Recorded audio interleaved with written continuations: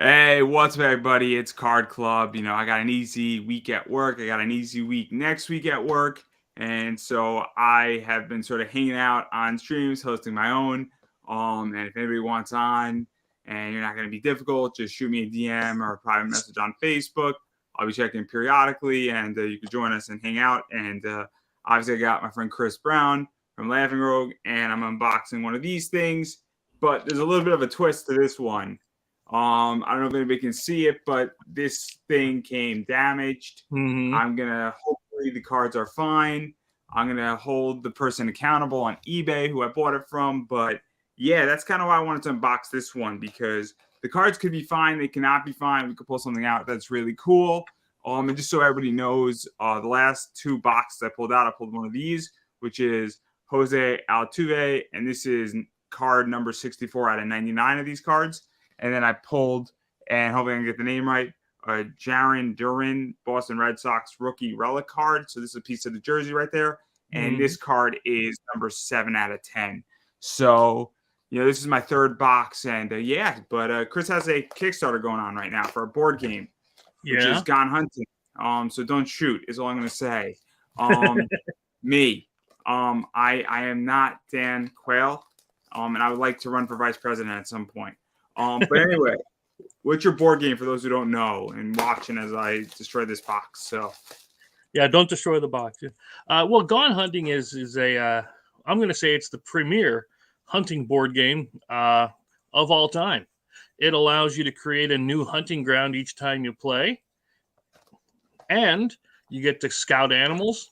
We're planning on, not only are we doing Pennsylvania right now, but we're also planning on doing Pacific Northwest. We're doing the Southwest, so we can make sure we get Arizona, Mexico, New Mexico, that area. We're going to do a Bayou expansion. We're going to do all kinds of good, fun stuff. Yeah, so let's talk a little bit about that too. And Sure. I'm going to pull your thing up just so people could see it briefly. One of the things, and I don't think you're going to mind me saying this, is, and you're going to come on later on in January when season 4 really starts. But you ran a campaign and it wasn't going well, and you made a smart decision, I think, to say, maybe it wasn't the right time or whatever. And so obviously, I mean, things have slightly changed there, but this is sort of a revive of it to some degree. Exactly. Yeah, we found that our demographic that we're shooting for, of course, we'd like to get regular gamers, but regular gamers may not be into hunting. But so what we did was we retooled it. We got the price down to $20, $20 on the Kickstarter anyway, 25 when we go back to retail, and we're able to give this out to you. And there's a retailer pledge. Speaking of retailers, so we're able to bring this to you guys at not only a significant price, but here's the real kick in the jungle areas. We're already at print. This Kickstarter, it's irrelevant whether it funds it as far as us printing the game. We are going to print it. The only difference is if you back it here, you're saving $5 on the game. Otherwise, when it goes to retail, we're putting it up to 25. And so yeah, if you want to save yourself $5, grab it here on the Kickstarter. Help us out. Let us know that you enjoy hunting, and we'll go from there. Yeah, so I'm just going to show everybody what these cards look like. I only pulled some base cards, but these are holiday cards for those who are interested in all this stuff. And so obviously it's a Topps base set, but it's got a holiday theme to it. And I'm not going to show everything that I just pulled because they're base cards. But when I pulled the cool stuff, I'll let everybody know. But every other pack sort of has a metallic metal type snowflake card in there. And then there's short print runs and other things. But even still, I mean, it's the idea that this is obviously not that expensive, because one of the things that I've been talking about, and somebody just put it up on Facebook, they're like, I'm charging $8 for my book, or $12 for 32 pages. And some people are charging 25. And I was just going to get, and what I was going to go is that before I came on, I've been watching the Zenescope stream. And one of the things is that they charge $25 for a 250 print run by Paul Green. So I have a very hard time with people right now in comics for charging me a lot of money for an unproven property that has a good cover. Don't get me wrong, but you're not a company that's been around for almost 20 Mm. years. You're not a top artist, and the value of your book is extremely speculative on the secondary market. And so, what is that like? Because I think that's a major problem that nobody's speaking about. And I'm right now in a very truth mode, if you will. Hmm. What happened last night and today. So I'm very honest, is a nice way how to put it. Sure. And again, that's honestly something I was thinking about, because I was sitting here reading through some of the old back issues for the, I say old, but in the last year or so that I've gotten from the indie comics scene. And some of them they're charging $25, $30, $50 a book. And honestly, some of them I read, I turned over here, dropped it right in the garbage. That's how much it was worth. Not even a joke, because art aside, the story wasn't there. There was nothing redeeming in it. But yet they charge $20, $25 for it, and I know how much it costs to print it. It's not $25, you know. So I mean, no. to challenge that, because me and my friend were speaking about this, and I think this is actually a very, very good point. In order to actually find your true unit cost, you need Mm-hmm. to divide per cover, not per issue. So if you have 10 covers and your art was $6,000, it's $600 plus printing plus cover price over units printed is your Right. break-even point. So if your book costs $1 to print, it did not cost $1 to print. It costs whatever that number is, and I'm not going to go into the whole math here, but it definitely didn't cost $25 per unit. Exactly. And so this is one of the things that I have an issue with, is that that's something that, I'm like, this wasn't a good book. And then I've had a drop, and like some of these people are my friends, and I'm like, man, your book sucked. Like, Mm-hmm. and I feel like I have to tell somebody that, but I don't want to. Yeah. And look, you know what is? I appreciate when people say, "Man, that interview was painful, dude. You fucked up that interview." But sometimes somebody says the interview was not for me. There's a difference between saying it's not my Mm-hmm. cup of tea. So there's a book that wasn't bad, but it wasn't for me. And I said to the person, I said, "Look, it's not my cup of tea." I said, "Your book's fine. I just don't like that genre." And the person was Mm-hmm. like, "Oh, that's fine. I completely understand that." So, Yeah. but sorry for cutting you off. No, it's fine.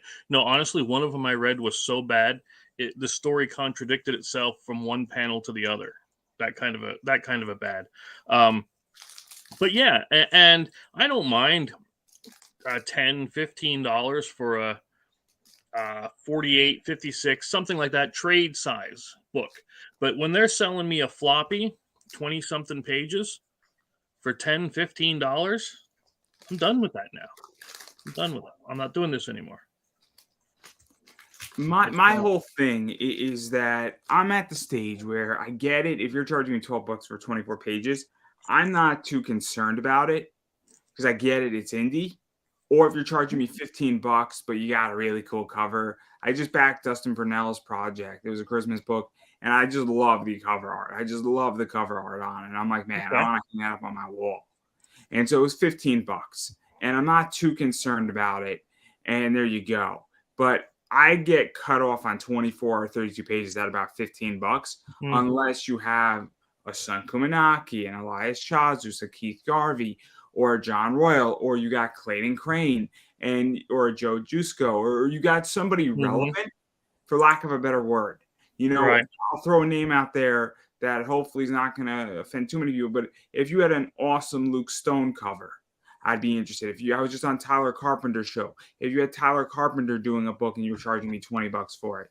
So that's my point, is that if all of a sudden you had certain people doing things, I might pay a little bit more for it, because you have a particular person properly doing it.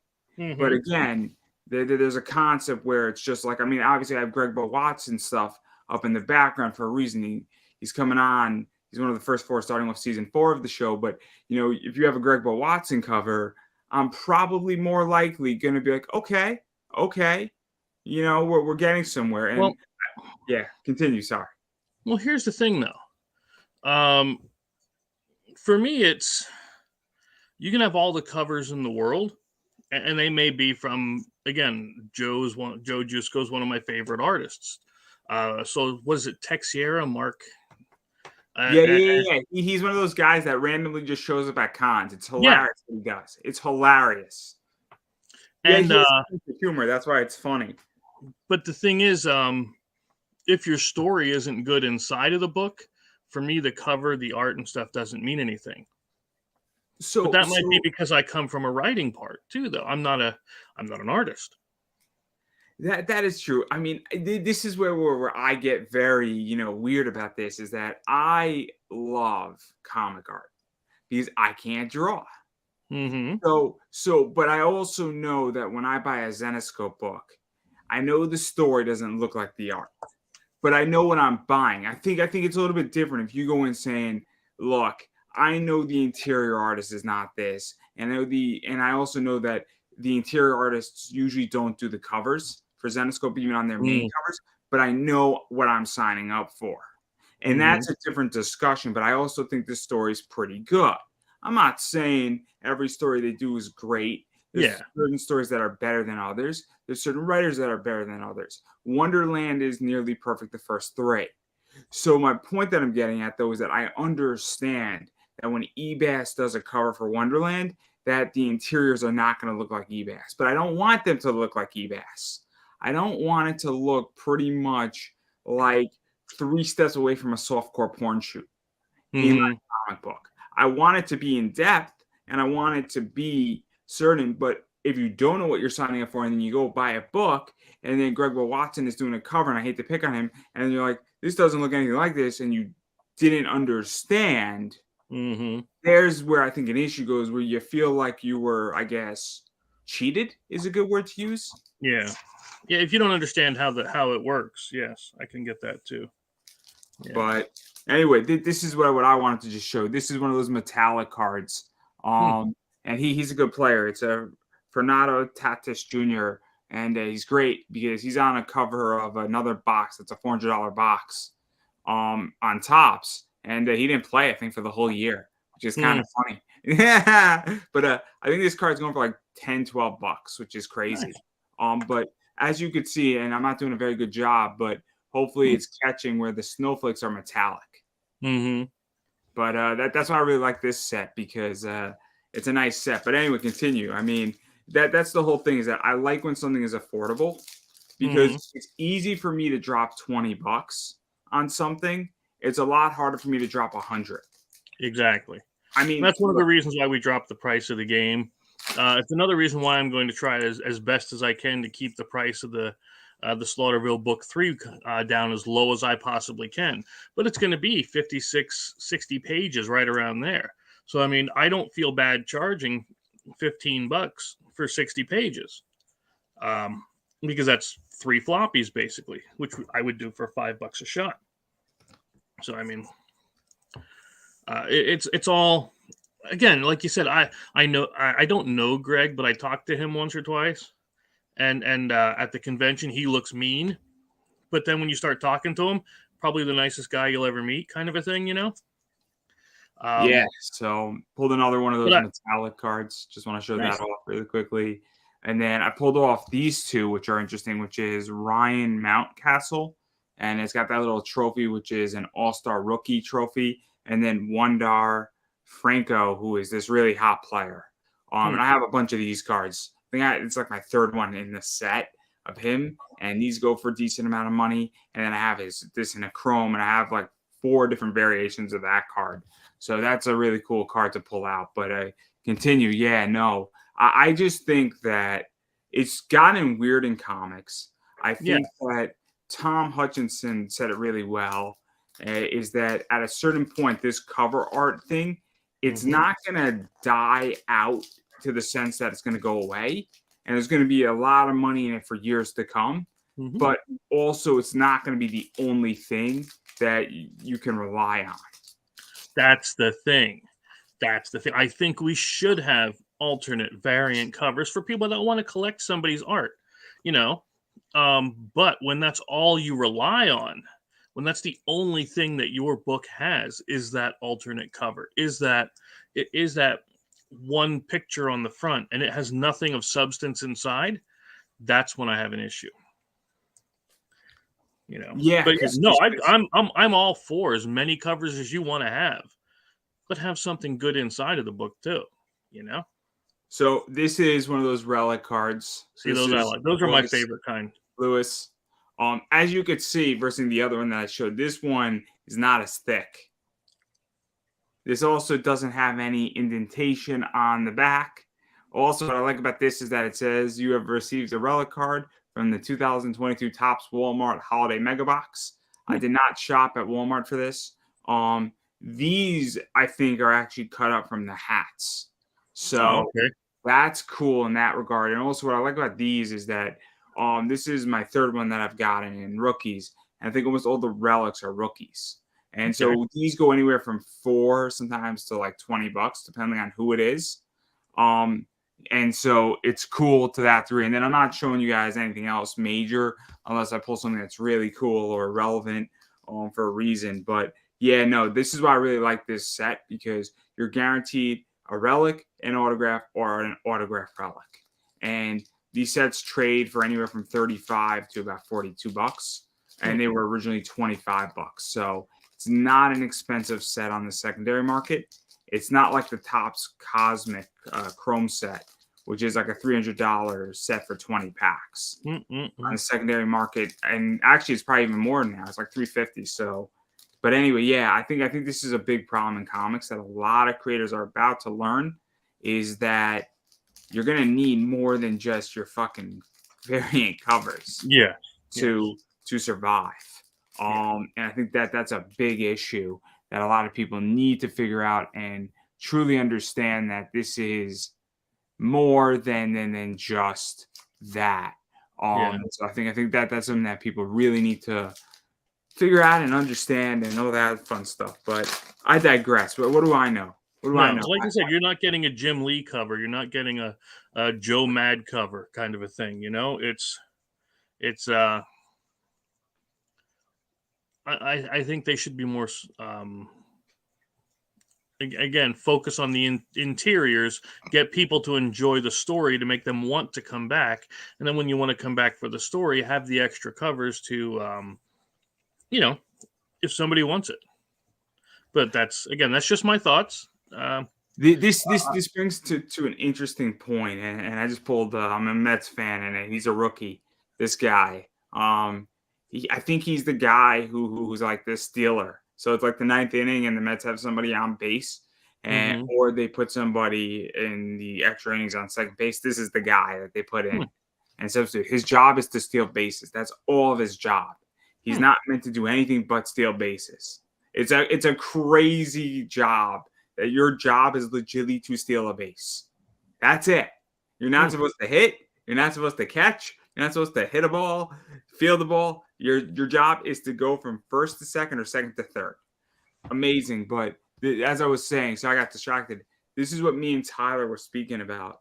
So in case anybody missed it, I was on Draw and Talk last night, which is a big comic channel with Tyler Carpenter. And we were speaking about should, podcasters and people who have shows charge indie creators to be on their shows. And he put up a Twitter poll, and it was a very mixed bag where people have very mixed feelings on this. And we were speaking about it. And what I was getting at is I was getting to the point of saying, well, there's two ways how to get traffic. You either work your way in, which means you earn traffic, or you buy your way in. And one of the things that I think is interesting, and I think a lot of people were not necessarily agreeing with me, but they were listening at the very least. And they're saying, maybe you're making some fair points. And I think this is one of the things about covers, is that it's a way how to drive traffic in and potentially earn traffic. And I think it relates very similar. And I think it's a very interesting thing that is occurring right now in the entire industry. And that's just how I view it. I find it very similar. And I did compare it. I absolutely compared it to what is going on with Shikari in that interview, where what I was saying is that Shikari is $2,000. There gets to a point, and it's also the idea that when you're buying a cover, you're trying to get attention. with your cover. And so I think that's something that I really compared shows and networks and things of that nature. And I think that's what covers are. And I think it's a real issue. I mean, I'm looking at baseball cards here. I mean, they do gimmick baseball cards because they want to attract attention. And Topps needs to have something that incentivizes you to go and get a lot of packs. It's a lot of fun, don't get me wrong, but I just want to show this card off. It's nothing special, but it's Aaron Judge, great player. But I think that's something that is very, very relevant to this. I think it's very much related. So I don't know your thought. I went off for a rant, so well, speak. Here's my analogy for it. Okay, let's say, for some reason, give me somebody famous. J. Scott Campbell. Does that work? It doesn't matter. Let's say they had they broke down in outside Detroit, right? In the you're going to draw people there, but then what's going to keep them coming back after he leaves? You know what I mean? If you don't have something that's going to make people want to stay, they might come for the spectacle of that cover. But then after that, it's going to be, if he's doing other covers for somebody else, why would I come back to your book if the story and everything else inside of it's no good? It's interesting because me and Tom are speaking about this as well. If you hire, we'll use J. Scott Campbell as an example. Sure. Let's say you pay Campbell $5,000. I don't know what Campbell's rate is, but let's say he agrees to do it for $5,000. And then that cover does really well. And then you're on issue 2. You're going to have to hire Campbell again for issue 3 if that was the most sought after cover. And so now you are in what is known as a curse because you can't deviate. And we've seen this. We've seen this with a lot of people who have big campaigns, and I'm not faulting them, but they almost end up in a vicious cycle where they need to have 10, 12 covers and they're doing well. But if they drop one of them or they don't find a replacement, this becomes a bigger issue. Yeah. And now they are in what is known as a very interesting circumstance of that. And so I think that that's a big, big, big problem. And I think that how you break that is going to be very interesting in that regard. So, yeah, that's kind of just my thoughts on everything. But got 2 cards I want to show. So this right here is a cool one. He's got Christmas lights around his neck. So that's called a short print run / variant. So they have a lot of Christmas stuff. So these are always cool. And he's a good player, Julio Rodriguez, and he's a rookie. So that's cool. And then I got another, gray metallic, which is cool. So I don't know this player, who that is, but that's what I got so far. And but I'm just curious your thoughts on that. Sorry, we switched the topic here. Oh, yeah, no. Even the curse and the vicious cycle, because that's exactly what I was saying about. If you don't have anything to keep somebody coming back except for that cover, what if that guy decides, girl, they decide they don't want to do that cover anymore? Well, now what are you going to do? You don't have that story draw where people are like, man, I got to see what happens next issue. If you don't have that to bring them in initially and make the covers as they're supposed to be, icing on the cake, they should be the thing that draws somebody in. Sure, I get that. Make it look pretty, make it look desirable, which again, a lot of the artists do really well. But then if the interiors, if the cake itself is no good, what's the point? You're gonna fall into, just like you said, that trap where eventually people are just going to say, I'll just get his cover from somebody else. He might be doing work on another book that I like better, so I'll just go get it there. I think it's that. I also think what happens is that, a cover only has such a life, right? So this is the issue that I think as well, is that, and this is what we were talking about too, me and Tyler, and everything is coming full circle. I think this is why people were actually very receptive, because I was making a lot of analogies and making a lot of fair points in this interview. It's an hour 15 minutes on Draw Talk. It's absolutely free to Mhm. watch. For everybody who wants to see it.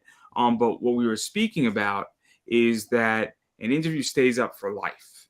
And then the Mhm. way I do things is I constantly push it out there. It's also algorithmized, but with a cover, it's one and done. So if you Yep. print 100 of those books, I mean, you could technically print more of them, but then you're screwing your fans over to some degree, which Mhm. happens. And look, people print black and white versions. People do a lot of things that are Yeah.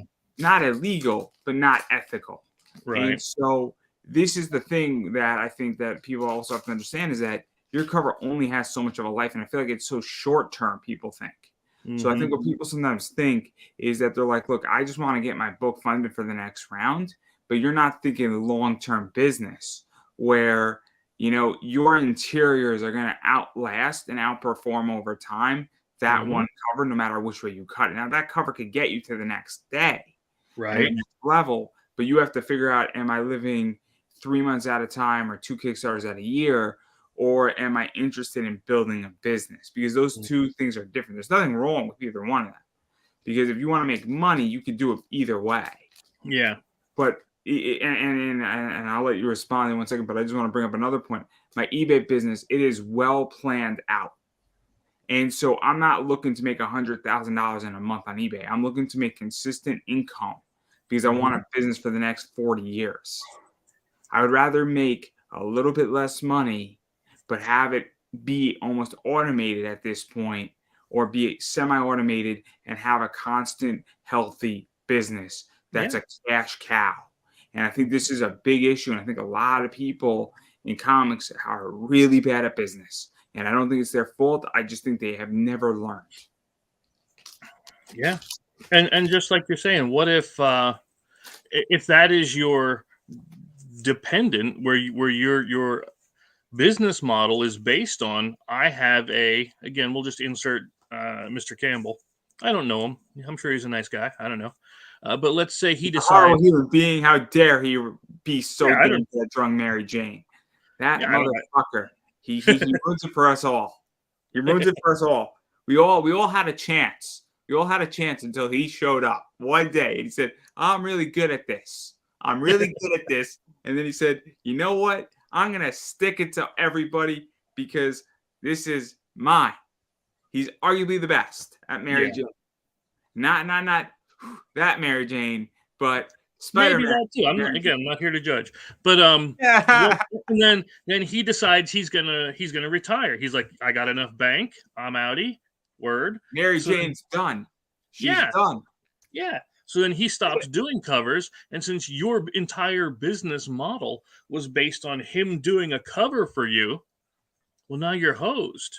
What are you gonna do, right? And so many don't have the base to build up, and then their house of cards just falls. Yeah, it's unfortunate. And then I just pulled another one of these Nice. metallic rays. I am probably one of the few guys in the U.S. that I hate baseball with an all fiery passion. I'm sorry. I'm I'd sorry. rather kick myself in the balls than play baseball. I'm Look, the only reason why I'm very honest with this, I enjoy baseball. I do. I don't watch it. Like I'll watch maybe one game a week.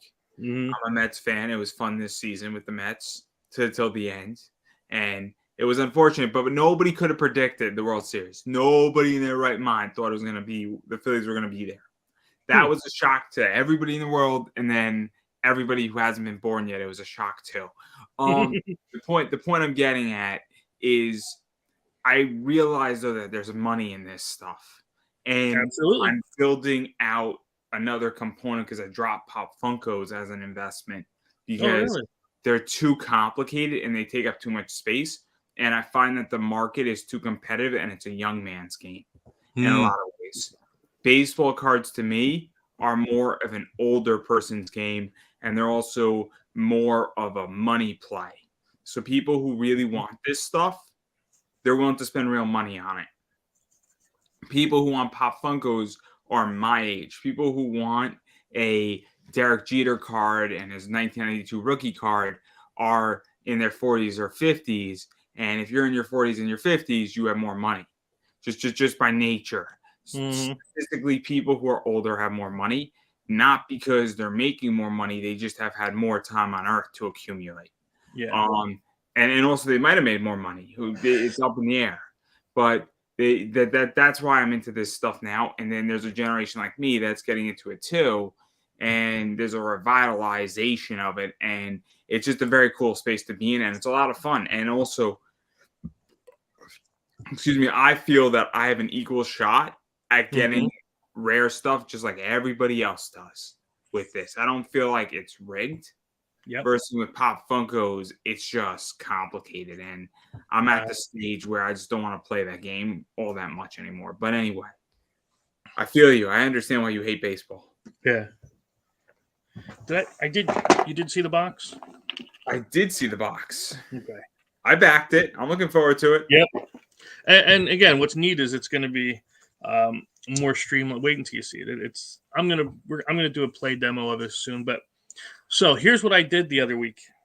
I don't know if you know, I am probably one of the world's largest Beavis and Butthead fans. Okay, I know it's weird. I get it. But I got the Peacock channel just for that, just because they had Beavis and Butthead on. And so yesterday, I believe it was, I was sitting around thinking, like, man, I wish I could go back and watch the Attitude Era, the Aggression Era, WWE back when it was like the shizzies, you know? And here I look on, and Peacock has all of the old WWE stuff. So I'm like, that's going to be my, on my vacation, I'm going to be going back through and. Do you know how much they paid for that? Do you know how much they paid for that? No. They paid $1 billion. So No. Vince, to get this is why nobody cares about Vince McMahon and his sexual infidelities. Nobody cares because in 5 years, he signed $1 billion deal with Fox for SmackDown. He signed $1 billion deal in Saudi Arabia, and he signed $1 billion deal with Peacock. And they still have like another $1 billion coming from every other area and venue, essentially. Wow. And so in 5 years, the guy has made $4 billion for a company. And it's like, really? Like, you think anybody in reality gives a fuck He about built that up. any of this? He built that company from nothing to, but it was about recognizing talent, you know? And but yeah, people in wrestling say, "Oh, AEW is gonna beat them," and I'm like, "No, they're not." No, you can't. You could say the Khans have more money than the McMahons. You could say a lot of things, but guess what? AEW doesn't have half the library WWE has. Even if you have Ring of Honor, they don't have half of that. And there's a whole concept where there's just so much money. Mm-hmm. WWE, and let's be realistic. If you can choose to go to WWE or AEW, you go to WWE every time. Yeah. You don't go to AEW. You Right. only go to AEW if you're Chris Jericho and they're going to give you like $6 million for a 3-year contract or more, and you have some creative freedom and you can have a lot of fun. And then Chris Jericho will be back in WWE and finish career in WWE. Jeff Hardy will be back in WWE finishing his career. Matt Hardy will finish his career in WWE, and MJF will wind up finishing his career in WWE anyhow. And so will half of AEW's roster. Yeah. Without a doubt. Without a doubt. And it's not a wrestling thing. It's just business. Yep. But yeah, I can't wait to go back and watch the old episodes. The old episodes where it was good, where Chyna and Eddie were a couple. Exactly. The good stuff. That's where I'm going back. When men were men and women were women, and WWE, all of it. Yeah, everything, baby. And it was so not appropriate, but it was what America needed at the time. It was what America needed. I'm gonna skip Mae Young giving birth to a hand, but other than that, I'm all for it. Well, we all know who the father was. Yeah. It's just no. It's a brilliant company. I bought that company dirt cheap. People thought I was crazy, and I have enough shares in that company that I'm very happy with my results. And they're a great company because Chris? What does WWE sell in reality? What do they sell? WWE sells the experience. It's the male soap opera is what they really sell. So I don't even think they sell that. I think they sell happiness. I really think they sell happiness. What Well, is I don't know Disney about this sell? new era, but No, the new era is good, man. is it? I didn't watch any. Well, you need to acknowledge your tribal chief, Roman Reigns. You need to acknowledge him. You're not being very oozy right now. I You're not being don't very even. oozy. That's one of the When they- funniest things that's ever happened in wrestling history. Is Really? Sami Zayn telling Jey Uso, "I'm sorry, Roman. He's not feeling very oozy."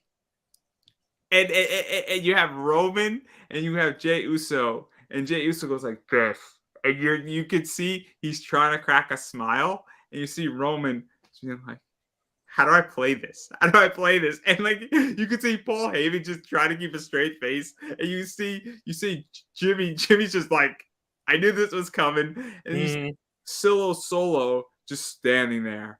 Like the only person in the ring who's just like keeping in character, and it's brilliant. The whole thing is brilliant, and Nice. it's just that's an aside. But you're not feeling very oozy right now, is all I'm gonna say. But Yeah, I but miss enough the about Boogeyman. wrestling. I could go on for hours about wrestling. I Yeah. love wrestling. That's what I do every Thursday night. I legitimately get hammered and watch wrestling because let's be realistic. Men and women fighting in a ring and fighting in a ring Right. is very, very entertaining with alcohol. Yeah, it was always something I enjoyed for a while, and I'm glad they have the old stuff back, and I can go back and watch it. So obviously you and me are going to talk about it. We're going to have a way more in-depth conversation. Sure. Because I'm now at the point in my career, at the very least, in the last 36 hours, I would say, where I am going to start just being honest. Not that I wasn't honest before, but I'm just going to give my opinion. And I'm going to call out bullshit when I see it, because this is my bigger problem right now in comics, is that people say, "Oh, indie has to support indie." And I haven't really seen that much. I haven't seen it with me. I've seen it with a few people with me, you, but I haven't seen it with a lot of people. And indie supporting indie doesn't mean money.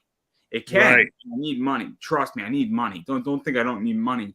But there's a bigger thing that's going on where it's you have a show. How the hell were you on my show and I'm not on yours? Not you, but in general.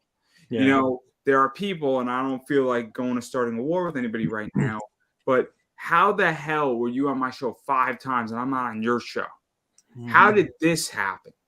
And you know what is, if they do come back, I'm going to just ask. I'm going to say, "Hey, how come I'm not on your show? Why?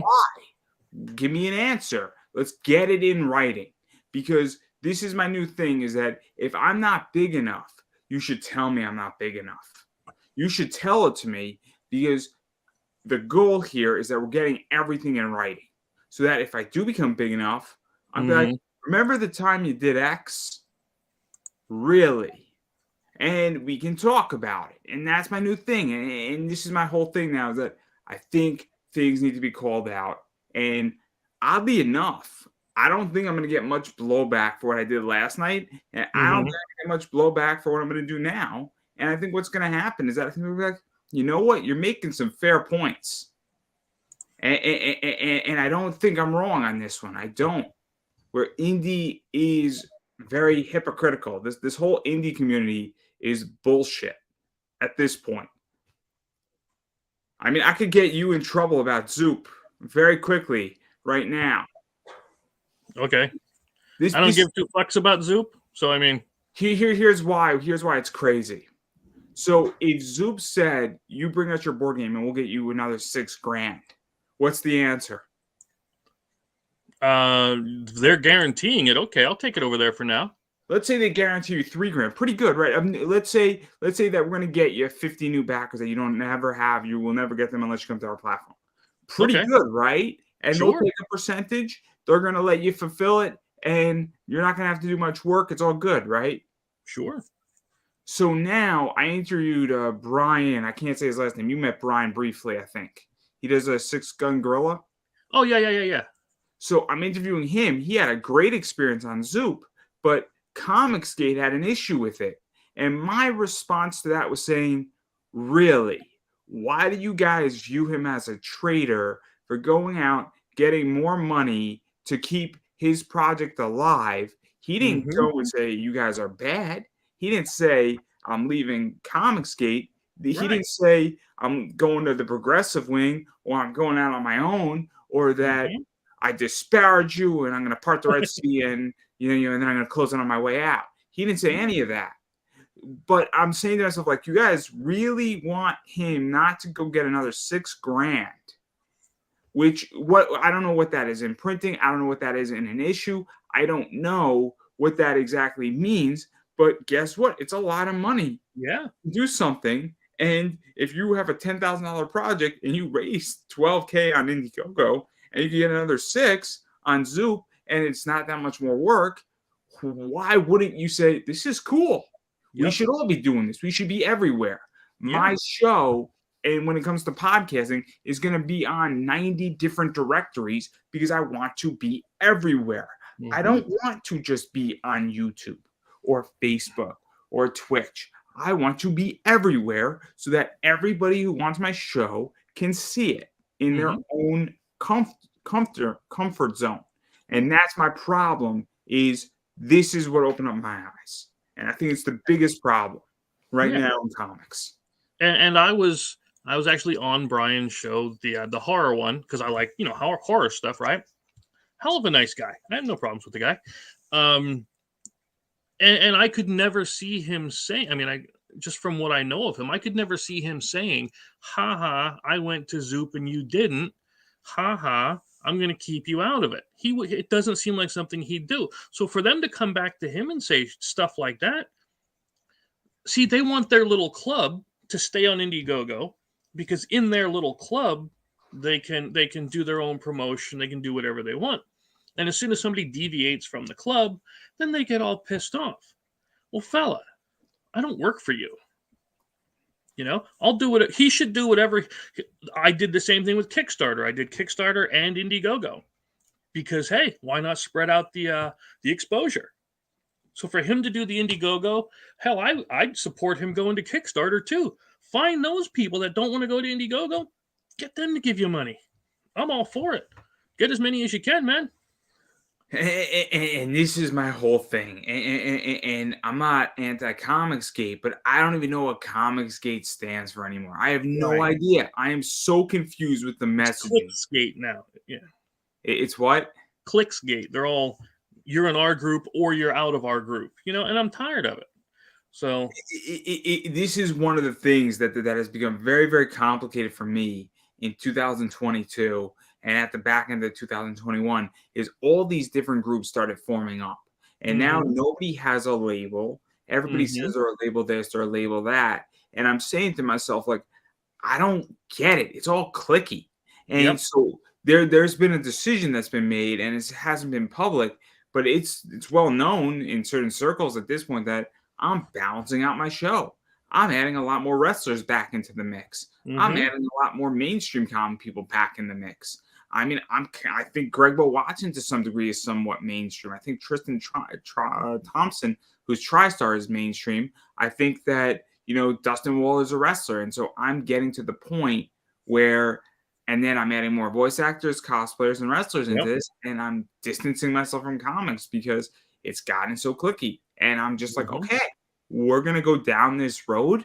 Then I'm going to make decisions where I'll do maybe 40% of my thing will be comics. It'll be the main base, but the other 60% will be divided, 20, 20, and 20 into those other three groups because to me, it's just gotten way too clicky and it's a real problem.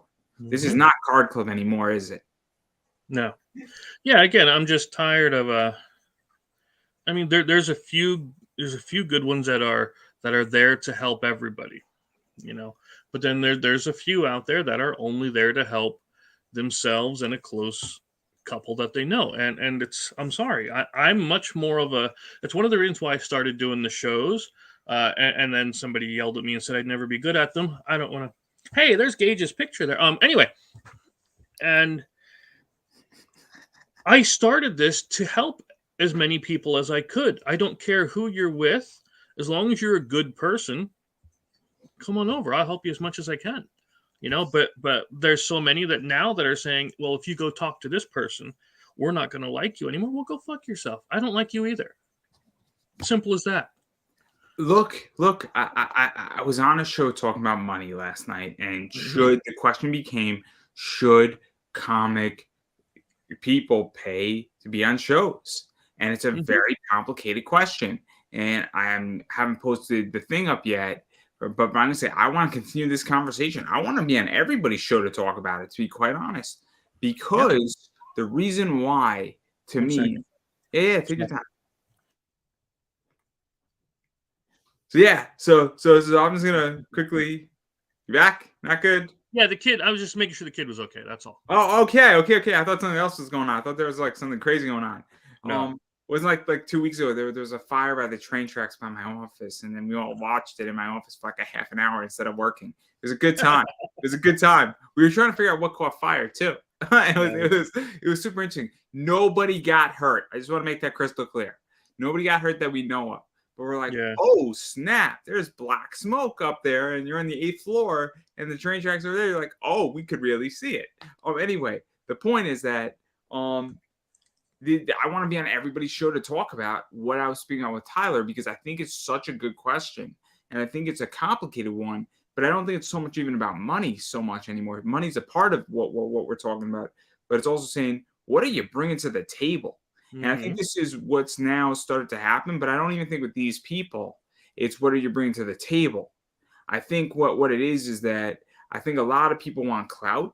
I think a lot of people think they have the goods, and let's be realistic here. A lot of people in COVID. So, I mean, I started doing the live stuff 3 years ago. There was all these people who started shows after me. So they come on my show, we had a good interview, and then like a month later, they start their own show, and then they do 4 or 5 episodes, and then they stop. And then they try to bring it back, and then they stop. Yeah. It's because doing a podcast and doing it consistently and doing it decently, not even good, decently, or even doing it. Let's say that I sucked at this, right? But if I did an episode every 2 episodes a week, there's something to be said about consistency. And so that's one of the things that I think a lot of people want the clout. They see that there's these major players doing it. They seem to be respected. People like them. People want to be on their show. And like, I want to do it too. And then they try to do it, and then they try to get as much as they can, and they're trying to get a lot of clout. And I think that's what it's about. I really do. I think that, and I think very few people have the goods to do what I do. I really do think that. I mean, if you look at my last interview, there's no doubt in my mind that it was with this guy named Brother Greatness, who's a wrestler. That thing was nearly perfect. That interview in 50 minutes was nearly perfect. Like every note I wanted to hit and then some was hit in a way that was necessary. And it wasn't navigating through a minefield, but it was like playing a freaking symphony. It was that good where it had a flow. And if you watch that interview from start to finish, I would put that interview up against any top interviewer. And I think it has a real chance at fighting itself out. I don't think it'll win, but it will be a fight, and it will be a main event. And I'm a harsh critic. There's maybe 3 of those in my entire 10-year career that I feel are even close to that. My thing is, you said it was a complex topic about whether you want to either charge to be on the show or have somebody pay to be on the show. And then my thing is, I personally, and that's how I'm going to state it. Personally, I don't see it as a complex topic at all. You want to help people out, and that's just the way I look at everything. I don't. If I'm asking you for your time, okay, it's no different than if I'm asking somebody to come over and do masonry work. I'm asking them for their time to do a job. This is your job. I should be willing to give you something for that. Even if, we're still friends. We talk. Hell, I just sent you a book out today. I don't know if you got that thing, but I did. Well, you didn't ask me for it. I'm like, I got to send him one. I forgot to do that. So I send it out to you today. I wasn't going to say anything, but that's the thing. I want to help you because, well, I'm asking you to do something, you know? No, I didn't ask you for tonight. You asked me to come on, and I'm like, I'm more than happy to do it. But for the one in January where I asked you about having a spot because I'm going to have a book coming out, yeah, that's why I gave that. I forget what it's called, the coffee thing. Yeah. I See, appreciate it. and I have no problem doing it So because this is where, not to cut you off, this is where people challenge. And what they challenge on is they say, oh, there's no guarantees. And that's what they're challenging on. But this is my response back to that challenge, is that there's no guarantee your book's good. There's no Mhm. guarantees on any of this. So if you're going to make an argument to me saying, oh, you can't guarantee me a bunch of backers or a bunch of support, I'm like, but your cover artist can't do the same thing either. Your Exactly. interior artist can't do it. You as a writer can't guarantee anything.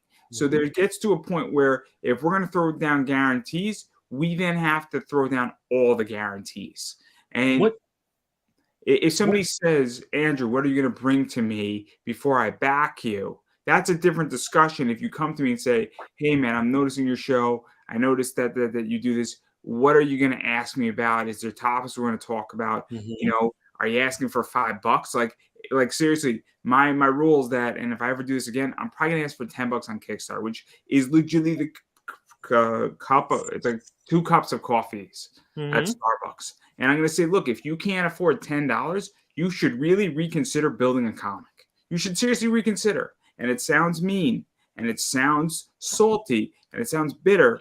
But if you can't say, I'll skip my Frappuccino this week because some Yeah. guy is going to push my book out, and if you're on 30 interviews, and it's going to run you $300 for 30 people who are busting their ass for you, like, you Mhm. know what is? It's the price of a cover.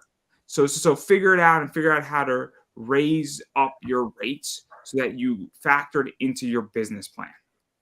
Now, I don't know if you came at this from the other side phrasing. Um,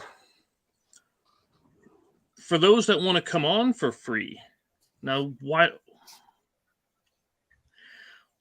are how do I want to say this?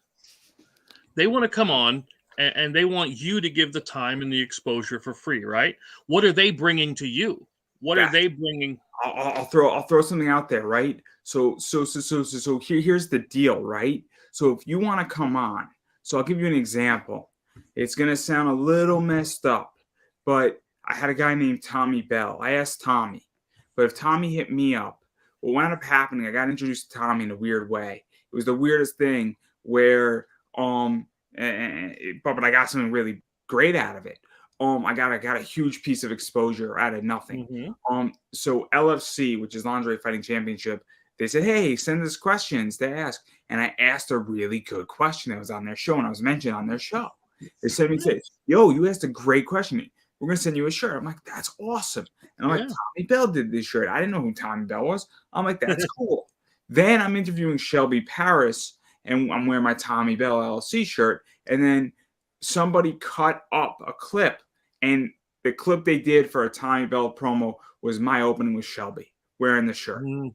Now I got promo for it. I'm like, oh, snap. And then I asked Tommy Bell and then LFC. And so now all of a sudden, LFC, their Instagram pushed out, their Twitter pushed it out, their Facebook pushed out the Tommy Bell interview. Then Tommy Bell worked with Don Cross. So I got all of this promotion.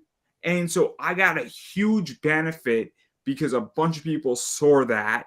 And then a bunch of porn stars also who Tommy Bell has drawn, who I know, were like, cool, we're going to retweet this too. And it's now all of a sudden that thing got a big piece of promotion. So he Mhm. brought a lot of promotion with legitimately a tweet. Yep. And LFC was very interested in that interview that I did. And they were rooting for me. They're like, yo, you need anything from us? I'm like, I don't need anything from you guys. Thank you. Mhm. I got this. I'm not interested in you sending me anything. You know, Yeah. I said, hey, if you could just share it out. They're like, yeah, we're gonna do that anyway. The point is that so if somebody wants to come on my show and they don't want to pay, you got to bring me something. There's a promoter, and he worked with Laurie H. Jeffrey, and he says, I got somebody who has a book. I have a client who has a book. I'm like, cool. What's the book? This is not how our relationship should start. If you don't want to pay me, what you got to do is you got to say, man, I got a client and here's this book and here's the twist, man. Here's the twist and here's what makes this book different than The Walking Dead and beats the shit out of it. And send me a good pitch. Have your creator write a badass pitch as if he had a gun held to his head. And if he didn't deliver the pitch correctly, he's gone. Yep. This is the problem. I put up that post. I said, if you want to come on my show, I'm not opposed to being bothered or being pitched, but you better make it like it's an interview. You better make it. Hello. No. Okay. Was I not supposed to say hi? No, it's fine. No, he was asking something that one of those difficult questions. Yeah. We can skip it. But my point. Yeah. That's a long story. We'll talk about later. But no, I understand what you're saying exactly. What are you going to do? What were you saying? Like you were saying, if you don't want to pay, that's fine. But what are you bringing to it then? What exposure can you offer? Let me give everybody a piece of business advice. This book is a $10 book. It's Traffic Secrets by Russell Brunson, ClickFunnels. So page 62 of this book is something called the Dream 100. It's the top 100 people that are in your industry, essentially. So whatever your industry is, you make a list of the top 100 people. It might be 200 people, it might be 50 people. It doesn't really matter, but you should have 100 starting. So now you then divide that into Facebook, Instagram, Pinterest, all that stuff, who are influential. And then you circle it and say, who are the people that I could earn traffic with, right? And who are the people that I could buy traffic with? So I'll give you an example. Let's say I'm a life coach, right? I'm a life coach and I'm a financial life coach. I look at the top financial people in the industry and I say, cool, I want to be on their podcasts. I'm brand new. But maybe I have $1 million to a startup. Maybe I could buy an ad on their podcast, right? So I'm buying my traffic in. But then you could say, wait a second, I'm building this business out. And all of a sudden they're like, dude, can I interview you? Or they say, dude, you made a great pitch. Come on my show. I'm happy to have you on. I've earned my way in. I've worked my way in. So you got to figure out what I need. So there's a guy named Neff, and I was joking with on Tyler's show, where I'm looking for a mecha comic right now to be on my show. So if somebody has a mecha comic, I'm looking for that book.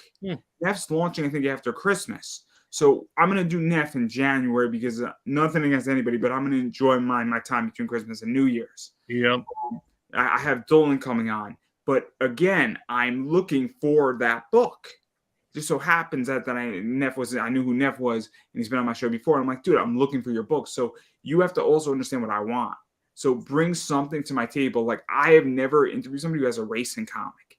So if somebody says, dude, I got a racing comic, I'm like, I don't need to hear anymore because I don't have that niche. That's the point. So if you want to come on my show, bring something to my table. Or like Pat Shan is a good writer for Zenoscope. And when I interview Pat Shan or I interview Joe Brusher or Ralph or Dave Wall or Dave Franchini or Raven Gregory, I'm only strengthening my relationship on a business level with Zenoscope. When I interview Keith Garvey or Senko Minaki or Dawn Mateague or JP Roth or eBest, I'm only strengthening my relationship with that company. And that is extremely beneficial because there was an issue and I got taken care of very quickly and very appropriately. They made a shipping error where they didn't include a book, beautiful book. So I will get taken care of and they know who I am in the streams. They know who a lot of their customers are, but I will get taken care of because they know that I interview their creators and they know that I'm going to come out swinging. So that's the point, is that, and that's how I view things. So yeah. No, and I completely understand it. And that's kind of what I've done for, and I'll be honest with you, I had to do it a few times for the comics, of course, for the horror board game, because I had to specify it to the horror genre. And now for the hunting one, well, I knew a lot of the hunting outdoors personalities, but like you said, now, so, and now that we're actually interviewing them, getting them to come on, getting them to talk to us, and we don't charge for the interviews because again, it's the exposure part, right? That's what our quote unquote payment is. And that's how you have to look at it, is what's the currency you're willing to trade, right? And we're going to be having some really big personalities coming on, especially in the beginning of next year, and that's only going to help push the brand. It's only going to help push the game and all of that much further. This yeah, continue. Sorry. I'll say just one more. I tried to get on the larger individuals shows, talking to them, doing the pitch and everything. A lot of them forget where they came from, and they don't even bother to write back to you. I've seen that a lot. It's interesting. I have an interesting way of pitching. Sure. So this is how I get on big shows. I'm like, you don't have somebody who's an alternative investor. I'm willing to fill the gap in. This is what I can talk about, and I outline it for them, and I say, I'm willing to share whatever you want. I'm an open book. You know, we could talk about this. I bring props. Here's another interview that I did, and I say, look, I am willing to solve a problem for you.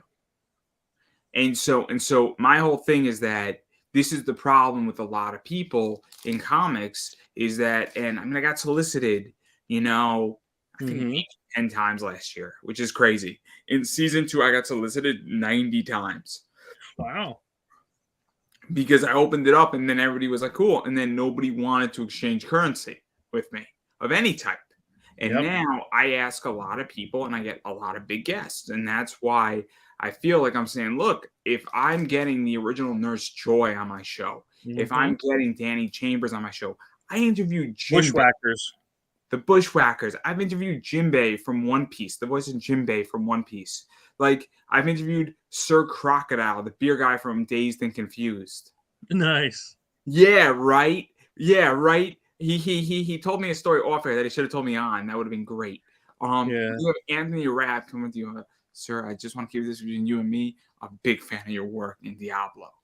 It's a very funny moment. Really, really cool story he was telling before. But one of the things that, and then I interviewed the guy who plays Mihawk or Gentle Criminal from My Hero. Okay. So I don't feel like putting somebody who has a $5,000 book that may or may not get funded next. I won't come on anymore. No. But you get where I'm going. Yeah. I think I put Brother Greatness next to John Grimlin, who's the voice of Mihawk, and I put Junie Underwood, but Junie was great.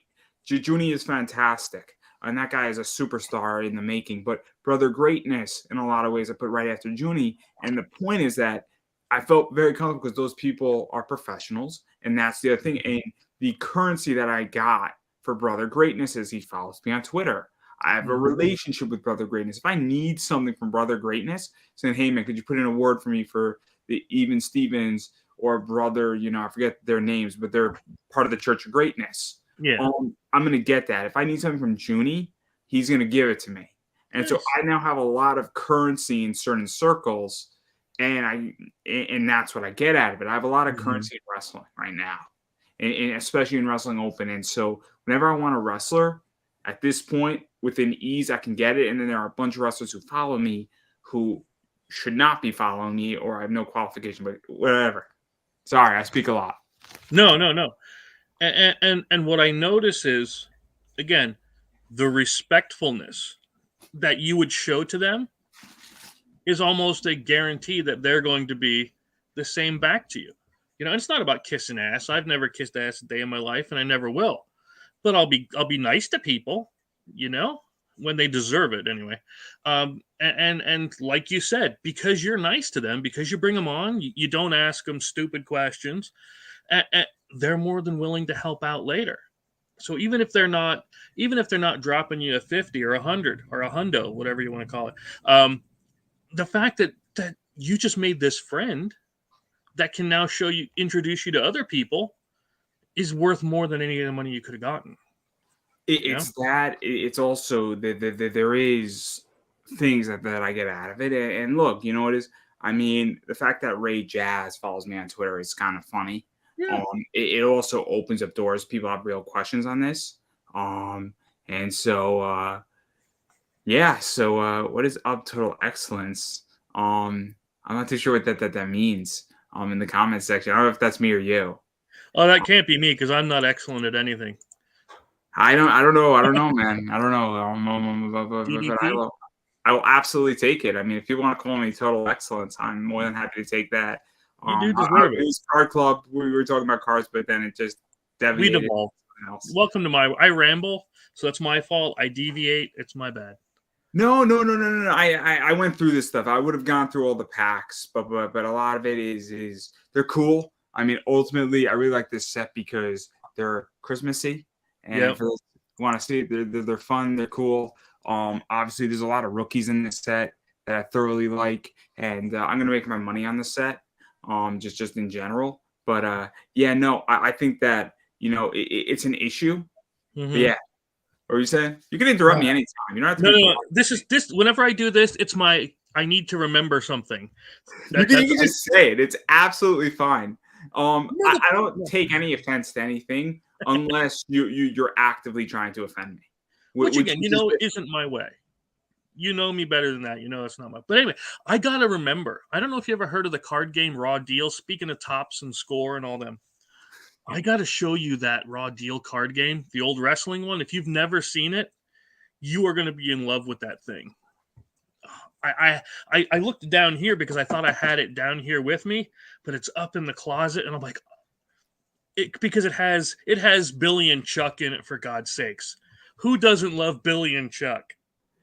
I love Billy and Chuck. I think that's brilliant. I thought it was hilarious. That's one of the things that drove me to want to go back and watch. So far, we're doing okay. Unfortunately, I will have to bounce out in a few when the wife gets home. She took the little girl to archery, and so yeah, as soon as she gets home, I got to bounce out. But we've been on holy macaronis and cheese. We've been on an hour and 7 minutes already. That's just it. Time flies when you have interesting topics. Hi, Xander. I love you. Hello, love you too. He Yeah, was no, Xander. no, He was no. just in the play for Christmas Story. Did you ever see the Christmas Story movie? Ralphie, you'll shoot your eye out. Yes. Yeah, he was in that. He was Black Bart, and he was Santa Claus, and he was the voice on the radio that does the Little Orphan Annie announcement. That's fun. Yeah, That's that was fun. pretty cool. Yeah. No. I saw the second one. I thought not the second one with Daniel Sterling, but like another Christmas Story on HBO. Oh, the new one, like Oh, where it's the older Ralphie. yeah, older Ralphie. See, I didn't see that. Is that any good? Oh, it was great. It was Was great. it? It was nice because it was a hell of a lot better than A Christmas Story 2. It'd And have to be. That one sucked hard balls. look, I think they were trying to do something and it just didn't work. Mhm. It wasn't what was demanded, and there you go. That happens in Yeah. life, and I think that's something that happens. So yeah, but if you have HBO Max, I mean, it's really good. It's Yeah. I get it. I get it with my AT&T thing. So but yeah. Oh, the other thing is the one lady I know. It's their aunt. She actually made it to the Christmas Story house. So she did the tour and did the museum. Oh my god, I wish I could have went. I love that movie. Yeah, look. I'm okay with the Christmas Story, but after seeing it for so many times, and like I'm just Yeah. like I'm Christmas Storied out hard. I never do the marathon like on Christmas, how they do that TBS marathon, 24 hours of it. No, even then I would put a Red Rider up to my temple. But Yeah, no. You know what is in my house? A lot of times it's sort of just in the background on yeah, Christmas, and I'm just like, it's whatever. And yeah, that's how I feel. But yeah, no. I mean, yeah. So that's everything that I got. But I'm looking forward to it. I mean, hey, is Mhm. Christmas this year's fun? Yeah, Actual money this year, so I'm nice. happy. Nice. Because in case anybody didn't know, I am about 3 months into my job. I'm having a little bit of a tough issue with my current project, but I don't think it's my fault. And if they say it's my fault, I'm gonna lie and say it's theirs. No, it's not my fault. It's a tricky project, but I can't go into too much details about it without having to simply give you a paper cut. Um, and I have the perfect utility for it. Nice. As soon as hopefully it's not gonna fall, it's not gonna fall. But all jokes aside, obviously, yeah, no. I mean, I have money this year and I have a 4-day weekend, and then the weekend after I have a 4-day weekend. So I get off on. Oh yeah. How do I say that guy's name? It's like Ixty? ICHTY 5. I mean, I was going with Ixty. I wonder if I know him. I wonder if it's one. It might be one of my new subscribers that I got in the last like few. Nice. But so I got this shirt from Waze, a Waze shop, WAZSHOP, and they got a bunch of sales. So they're Black Friday sales. So these shirts are usually about $50. But what I like to do is I like to wait till they have like a sale on it. And so I actually have another one that's Alice. And I'll just move this down a little bit so you can see more of it. So this one is currently sold out in their store. And then I have one that's Alice. And then I bought a Michael Jordan, a Yugi Moto, and a Squirtle Squad one. So those 3 shirts that I bought were normally about $150 for the 3. I waited till they had a Black Friday. So I was like, just get it. I'm like, no, Mom, you got to wait till there's a sale. So then they had a Black Friday sale. It was 50% off. And then it went down like another 25%. And I'm in like my neighbor's like little party across the street. And there you go. So it was like $15 a shirt. I'm like, done. Nice. And then I put it on my credit card. My parents paid me back for the gift. And then I took that money and put it into the stock market. So there you go. That's everything that happened with that. Absolutely just a banger. But $51 for 3 shirts that are like this, and it's Michael Jordan, Yugi Moto, and the Squirtle Squad. And I just can't wear these shirts to work. It's unfortunate. I was going to ask how your job was going, but I didn't want to do it on here. Oh no, you can ask. For those who don't know, I'm not going to mention the company, but I work for an education company that teaches pretty much K-6. They are a small company that has grown and is relatively aggressive. And the job's going good. And I work as a digital accessibility specialist. Yep. So my job is frustrating, not because it's hard. And accessibility is extremely hard for those who are interested in doing it. It's a good job to have. It's becoming a bigger issue. But 5 years ago, nobody gave a damn about accessibility. And fast forward 5 years now, all these programs are built. They're not accessible. They're lacking alt text. They're lacking proper headings. And that's an issue. And then on top of that, how do you solve something? And then the project I'm working on, without going into too much details, and I don't want to bore anybody, but there's only so much that I can fix because the core of the issue. Because I'll give an analogy that's comic related. It's almost like if you created a comic about a submarine, and then you're like, we want to have a volcano scene, and B, jumping into the volcano. Well, you have a book about a submarine. It's a little hard to go change the core of your book so you can get the volcano scene in there. You know, if you want to get your volcano scene after the mission and they're all parachuting into the volcano and saying, we suck it, or you want to do that or something like that, that's fine after the whole core of the book's over, but you can't do it in the middle. Yeah. And so that's what a lot of what I'm dealing with is that it's beyond frustrating. But I digress because I'm doing my best, but there are projects that are easier but I like my job. I'm paid well for it. You know, it's a good starting salary. I've had a very complicated road to get employed, and I like where I'm working. It's nice. The holiday party was good. Nobody died and nobody got too drunk. So no, seriously, I don't know if where you live, but where I live and on my way home the other day, I saw like 10 state troopers. That is true. I will give you a point. I will give you a point in your defense. So for those who can't see, I'm going to throw this up there because it's actually really funny. He said, in your defense, there are underwater volcanoes. That is true. That is very true. That is very true.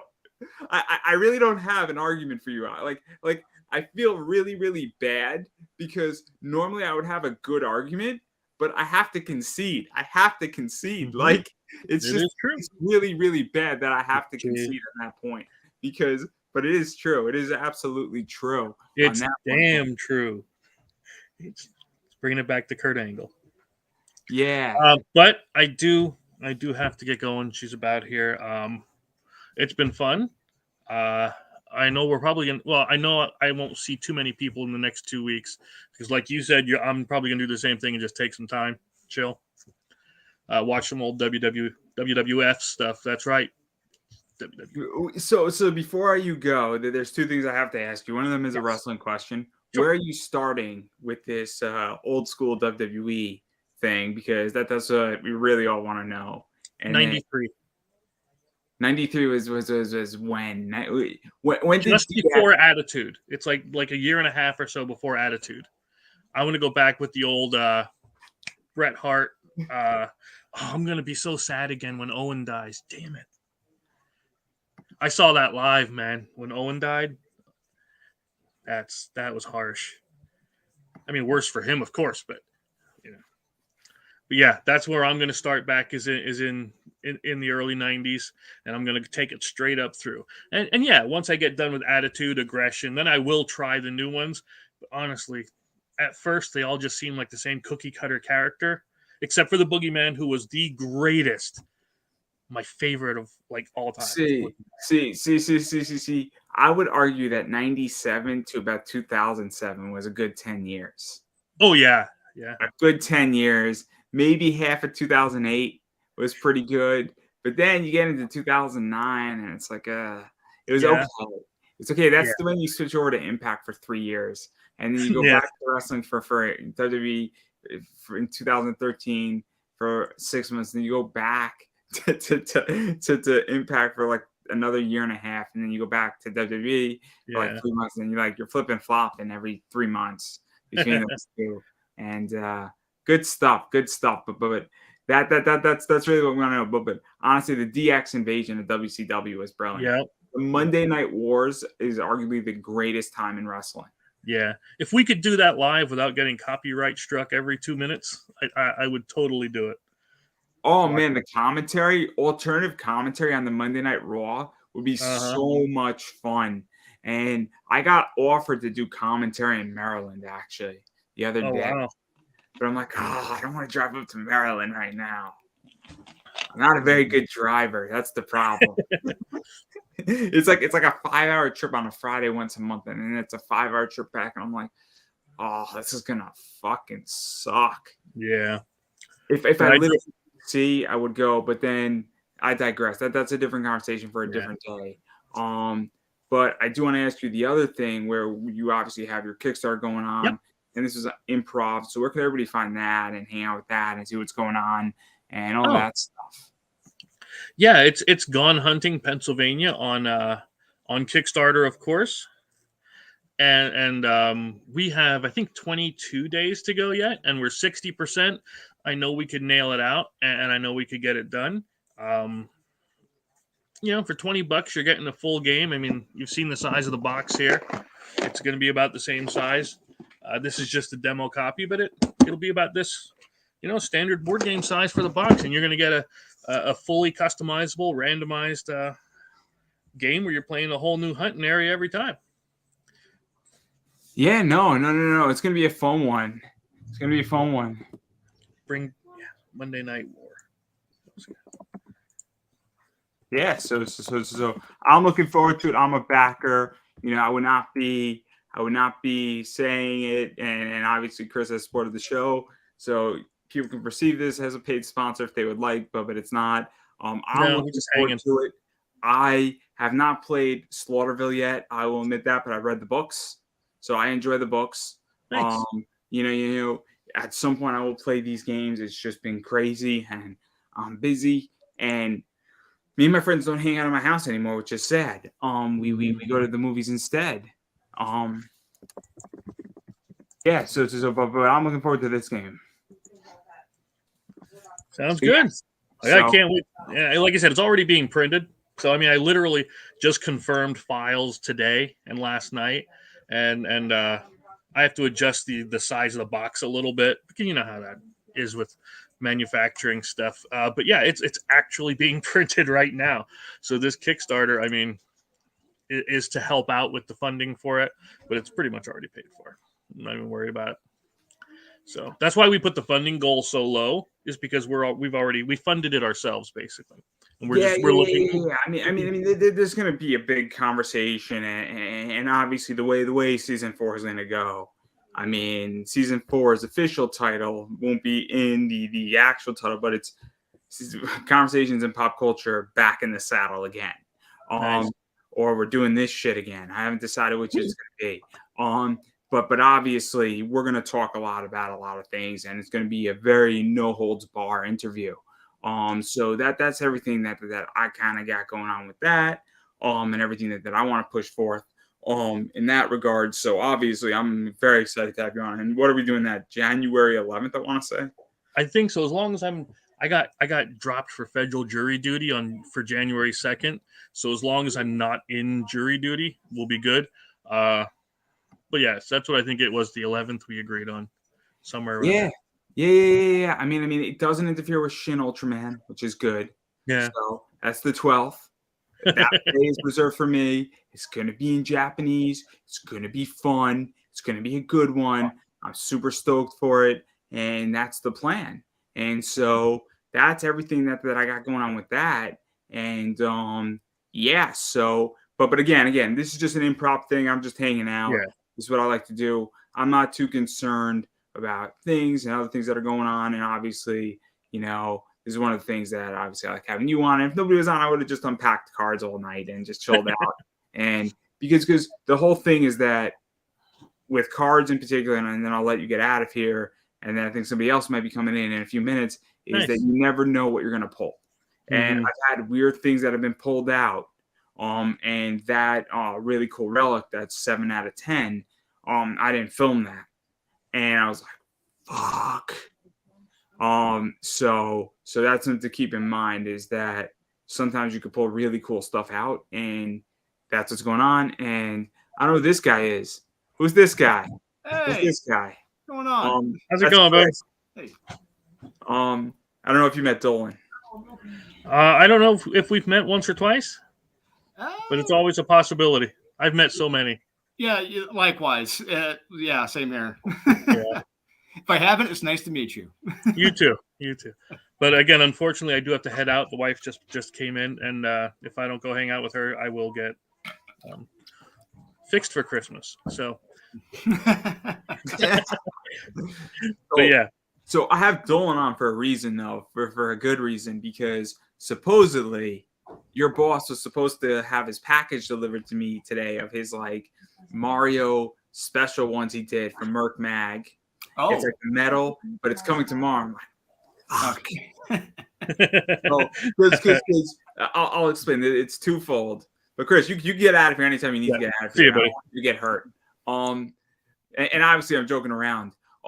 One of the things, and the reason why I'm joking and saying that, is because I'm super stoked for it. I'm going to be keeping some of them. I'm probably going to sell some of them, and I just know it's worth money, because I know Jamie Tyndall is a genius at the way he draws. Yeah, you mentioned genius. I distinctly remember Chris Claremont I believe it was at C2E2 this year. Chris Claremont told Jamie face to face just how much of a genius he is when it comes to character design. He is, one of the best. And for Chris Claremont to say that, it's like, okay, there's some validity there.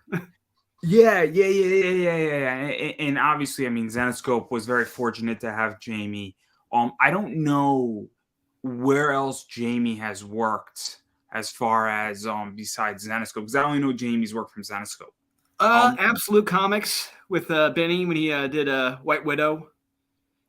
And Zenescope, Absolute, and Merc, and I think he's just been doing his own thing, really, just kind of doing his own designs. Dynamite, just doing. I know that Jamie had a studio. What's that?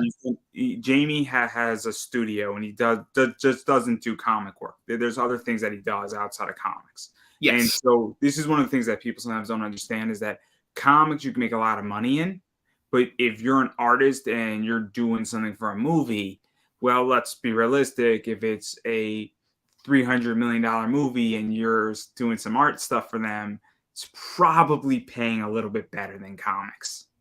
Yeah, Just- look at just Adi. Yeah, just a little bit. Yeah, look at Adi Granov and John Jiang. Those two are prime examples. Did a lot of work for Marvel and the Fox Studios. Yeah, they've done pretty well. And so that's something that I think people need to understand is that, and I know but I know Jamie's work from that, and I know your work, obviously, Born of Blood is what I know you from. I haven't read issue 3 yet. I read issue 1 and 2. I'm still rooting for Megan Bain to be casted because Megan Bain is perfect. She's perfect. Perfect to play a gladiator. She's perfect. She's also really, really attractive, and Which is good because Jairus is an attractive woman. So yeah, I would hope so. But yeah. But what are you working on for those who don't know? And obviously, you're coming on in like a week, I think, more or less. Yeah. So I'm right now. I'm finishing up so it's with my editor right now, Joe Corallo. Born of Blood 6. I'm waiting for the final edits, given the latest draft of draft 3, and then after that, I'm working on a secret project for Merck. Working on something. Can't say what it is yet. I'm working on a few projects with Marat Michaels. A few. I'm working on quite a few with Marat.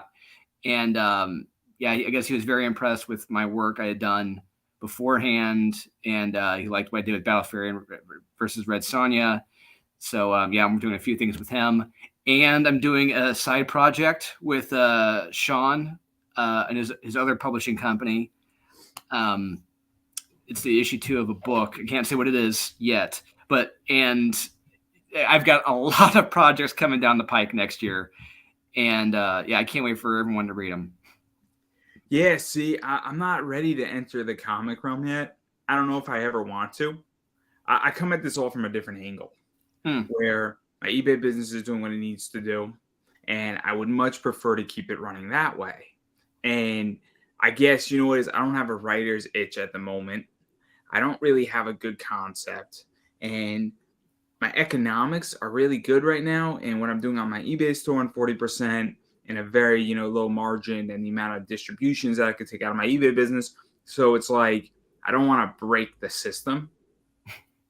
And I think this is a real issue in comics, is that if something's working, do you really risk it? And it's complicated because I've heard people say, well, I'm a writer and I need to do this. But also, children, they want to eat candy all day, and you don't allow them to do that, hopefully. Yeah. So like, and this is where I'm at, and it's a big issue for me, and it's a personal issue because I'm like, I could do it, but then do I throw my 401k into shambles?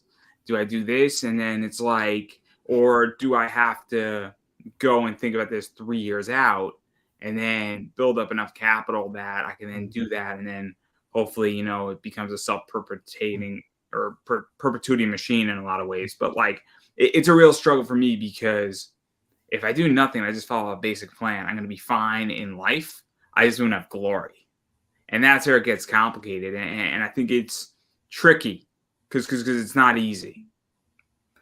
No, and that's one of the eternal questions: risk versus reward. Just examining everything. And honestly, where I'm at, it's like I've got a great job, and I'm writing on the side. This is a side gig for me, and I can afford to do it. I got plenty of time on my hands. I'm not married, not engaged, no kids.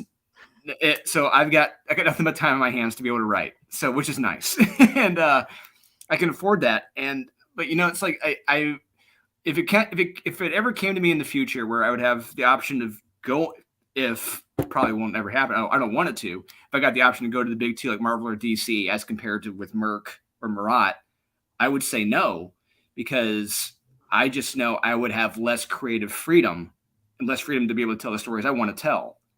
Because I'm in a position where I'm able to do that. See, this is interesting because this is one of the things, I'm a huge wrestling fan. And so me and wrestlers talk about this all the time about NXT. And one of the things is that if you get offered to go to NXT, and even if it's only for 3 years and they're going to kind of destroy you, the answer, and a bunch of others said, I would never go. And then somebody said, no, the answer is yes, because you're going to learn from the best. But the problem with Marvel and DC right now is that the best aren't there, or only a few of the best are there. And Bingo. There's good people there where if you are working under Jim Lee, you're going to learn a hell of a lot about DC's business. Or if you're working under somebody and you fall into the right mentor at DC or Marvel, you're going to be fine. But there's also the big possibility where you're not going to fall into that. And maybe you get to write Spider-Man for 36 issues, and that's something to put on your resume. And it also can increase your worth to some degree. But are you going to have a run like Scott Snyder, where Scott Snyder had a great run that launched everything else that's going on with him right now? Mm-hmm. And a lot of these guys were, I feel, at the end of a great era and a great run that then launched where they are today. But when is that going to happen again? Because the people are writing Batman. I don't even know who's writing Batman now. And it's Chip Zdarsky. I mean, I don't think that if Chip Zdarsky, hopefully I said that correctly, hard to say that name, I don't know if he's going to then leave in 3 years and then launch his own thing, and he's going to have that big catalyst. Well, and the thing with Chip, I mean, he's a wild card because, I mean, he's not exclusive with DC. I mean, he's writing Batman, he's writing Daredevil, and he's got indie projects he's working on too with Image. So, yeah, I mean, he's a guy, he could probably jump ship whenever he wanted to. Fair enough. But, like, I don't feel like the catapult right now in comics is there at a Marvel and DC like it was there 5 years ago. Like, I felt like they were a breeding ground to launch somebody then to come, not in an indie sense, but their own small publishing arm. And I think that that's something that has changed. But I also think it's complicated too, because I hate to say this about indie comics, but there's a lot of garbage there too. And it's a big problem. I mean, there is. Yeah, you're absolutely correct. I mean, because in our channel at Comics Elite, I mean, I review, on top of my big boy job and writing, I read and review all the new comics every flipping week. And yeah, you are correct. There is a lot of junk out there. And, but there are the few diamonds in the rough. There are some stuff out there that is good. And it's just, weeding it out and finding it. So let's even talk about that too, because I've gotten called out that I'm an interviewer, so I can't be fair on books. And I'm like, wait a second, I could absolutely be fair. Now, I'm not going to go invite a guest and destroy their book on my show, because that's not good content. That's not good business. But I've written articles where I destroyed Scott Snyder's AD After Death. I thought that book was too much prose and not enough comic. If you're going to give me a comic book, I don't want 3 pages of a comic and then 2 pages of prose and then another 3 pages of a comic. Yeah, I don't want that either. It's okay if you write a prose book. Yeah, exactly. Writing a book, that's fine. Yeah. If you want to do a comic, or if you have an open letter, that's fine too. If you, like, Watchmen did that, right? Where you have that whole, like, pirate story. Yeah, or the back matter, which was like 2 or 3 pages in the very back at the end of the issue. That's fine, but it wasn't the primary part of the comic. Like, that to me was great, and I was fine with that because it didn't detract. Yeah. But my whole thing is that I really criticized, and then Scott and me spoke about it, not on an interview, but just at a con for like a good 10 minutes. And he's like, you got a fair point. Where I didn't say it was badly written, I just said didn't hit the mark. But, like, how do you keep yourself, I guess, fair? Because you probably know some of these people, or you're in the community, so you can understand, and you don't want to be deemed sort of a traitor to some degree. Trust me. I mean, I've already run across that, and I had to make an apology to a creator at New York Comic Con for a review we gave, and it was it's not a great comic. It's barely good.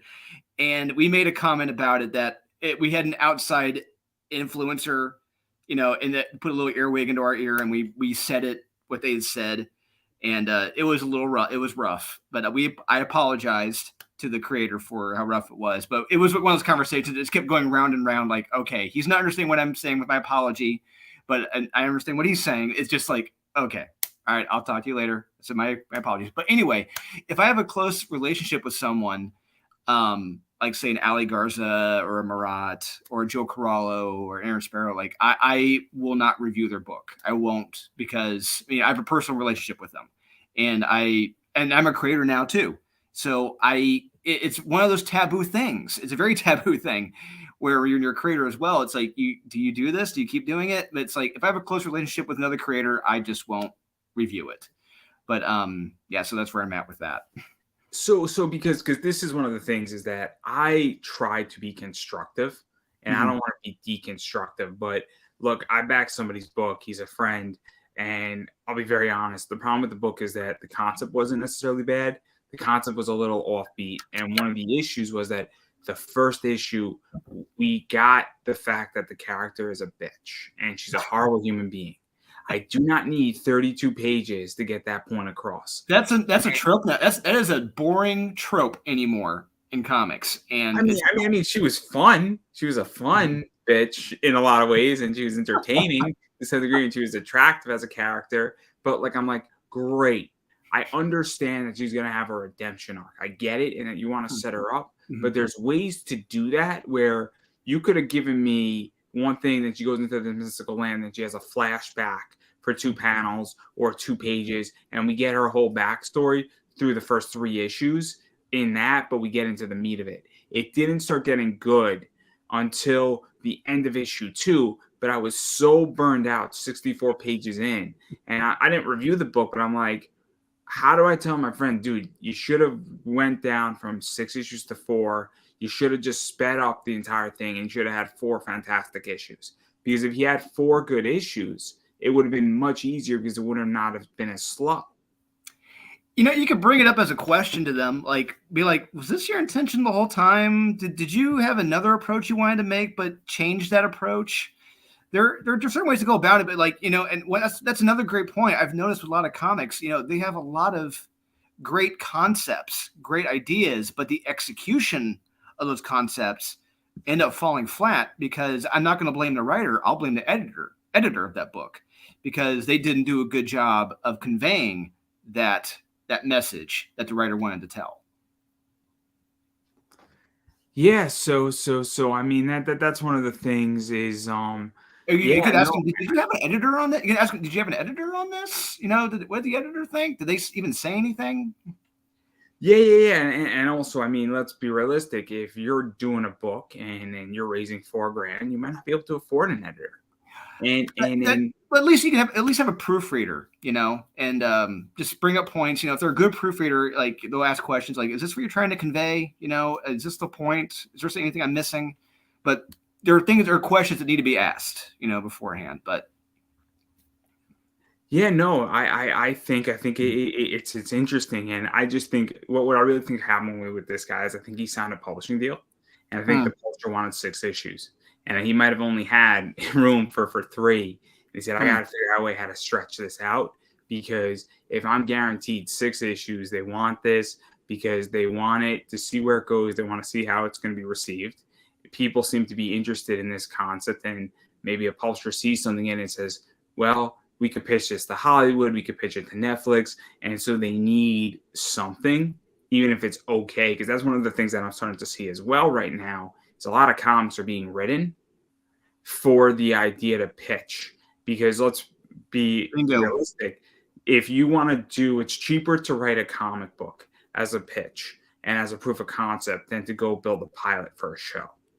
And it's funny you mention that, because I will read a lot of comics. Now we both know this. There is pacing when it comes to a comic book. There are pacing rules and things you got to do if you want to convey your message well. If you're a good writer, you're gonna know how to pace it. When it comes to turning the page, certain key points are going to be in the book.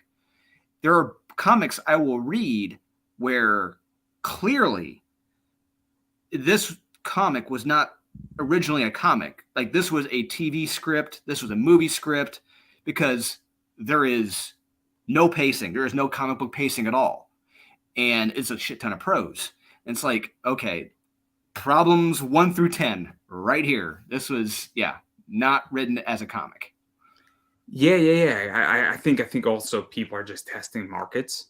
because I think a lot of people look at this and say, cool, I understand that the real money is in Netflix or it's in Hulu or it's in Paramount or it's Well, in what we saw with Aftershock. Aftershock did that. They put all their money into Netflix, waiting for those pitches, and then there you go. Yeah. I mean, who didn't Dark Horse do something like that as well? But Dark Horse was in a much healthier position, I feel. Yeah, because they've been around for a long while. Mike Richardson is a very smart guy, and he hasn't been as risky as the creators of Aftershock were. Like Aftershock, they were, really doubling, tripling, quadrupling down on things, with money they didn't have. But Mike knows what he's doing, and I think Dark Horse is still going to be around. But there's a couple others I think may end up not necessarily finally Chapter 11, but I think we'll probably do some restructuring. This is something that obviously I'm well aware of. So obviously I have a very different view than other people. I'm more into finances. And so I look at startups, and I think Shamaz, I want to say, or I can't say his last name, but he's a big venture capitalist. He was big at FaceTime and executive, and he left and basically created his own, fund. He's been heavily criticizing FTX in a lot of ways, and he's been making a lot of rounds criticizing. And he was one of the ones that said, guys, here's what you should do. And they kind of just laughed at him. Wow. And he didn't, he's worth like 6 or 7 billion. So if somebody's worth 6 or 7 billion, you might want to shut up and listen. not you personally, but obviously. No, it's true. It's like, look, if a guy is worth $6 billion and is going to tell me something about financing, I'll listen for a few minutes. I think I can afford that. He basically said with the FTX that they should form an independent board and they should have some rules and parameters. And then they really just said no. And then they kind of made fun of him a little bit. And then he's like, okay, I'm not going to invest my money. Problem solved. This is going to fall apart and fail. But it's very interesting that, and yeah, so that's but what he was saying is that startups right now really should have capital for about 8 quarters. So really going into 2025, and I think businesses need to fully understand that you need to be prepared and understand that your ship's going to take on water. Honestly, how many companies are really barely surviving quarter to quarter and not year to year? So I don't know how much you know about what I do. I sell books on eBay. So what I've done in the first part of 2021, I had a great year, arguably one of my best years ever. Then for the first half of 2022, I had a fantastic year, and I was on track to do about 20 to 25K in sales. Which is really good for a one-person company, buying at, retail pricing and then making that money. I'm not a wholesaler, and I was making really good money, like 40% margins. I'm not going to have that type of year. I'm probably going to have like an 18,000 a year. Still make good money. Still have good merch. Know my merch is good, but Q4 has been a disaster. And so I understand that I'm dealing with 250 print runs and 100 print runs and 350 print runs from Zenescope and some Dynamite limited editions and some other stuff. So I understand that I'm not necessarily dealing with, the $4 book on the rack at the comic store. But if I'm having that issue and my merch isn't selling, and I understand that a $4 book might operate a little bit differently and a store might operate slightly differently than an eBay store, they also must be hurting. And so what I'm betting on heavily is that late 2024, early 2025, the market is going to shift and it's going to be an open sea again. And that's what I'm betting on. But the question is that, can I survive that long? And I can, because I have a day job. So I'm not relying on my eBay business. My eBay business is a side hustle. It's the same thing with this show. This show is a side hustle. Am I writing? It's a side hustle. Yeah. And I was talking about something, and somebody's actually doing a video about this right now, which is super interesting, off of my video yesterday, where I was talking about should indie comic creators pay to be on YouTube shows and things of that nature. And we were having a very interesting discussion about that.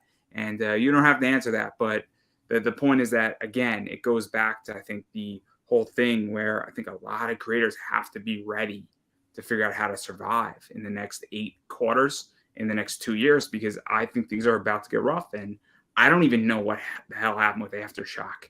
I saw Randy Zimmerman put something up from Arrow Comics, and I'm like, oh snap! Like that's a name that I don't know much about Aftershock, but I know somebody who works for Aftershock, and I'm like, that's not good. That's not good.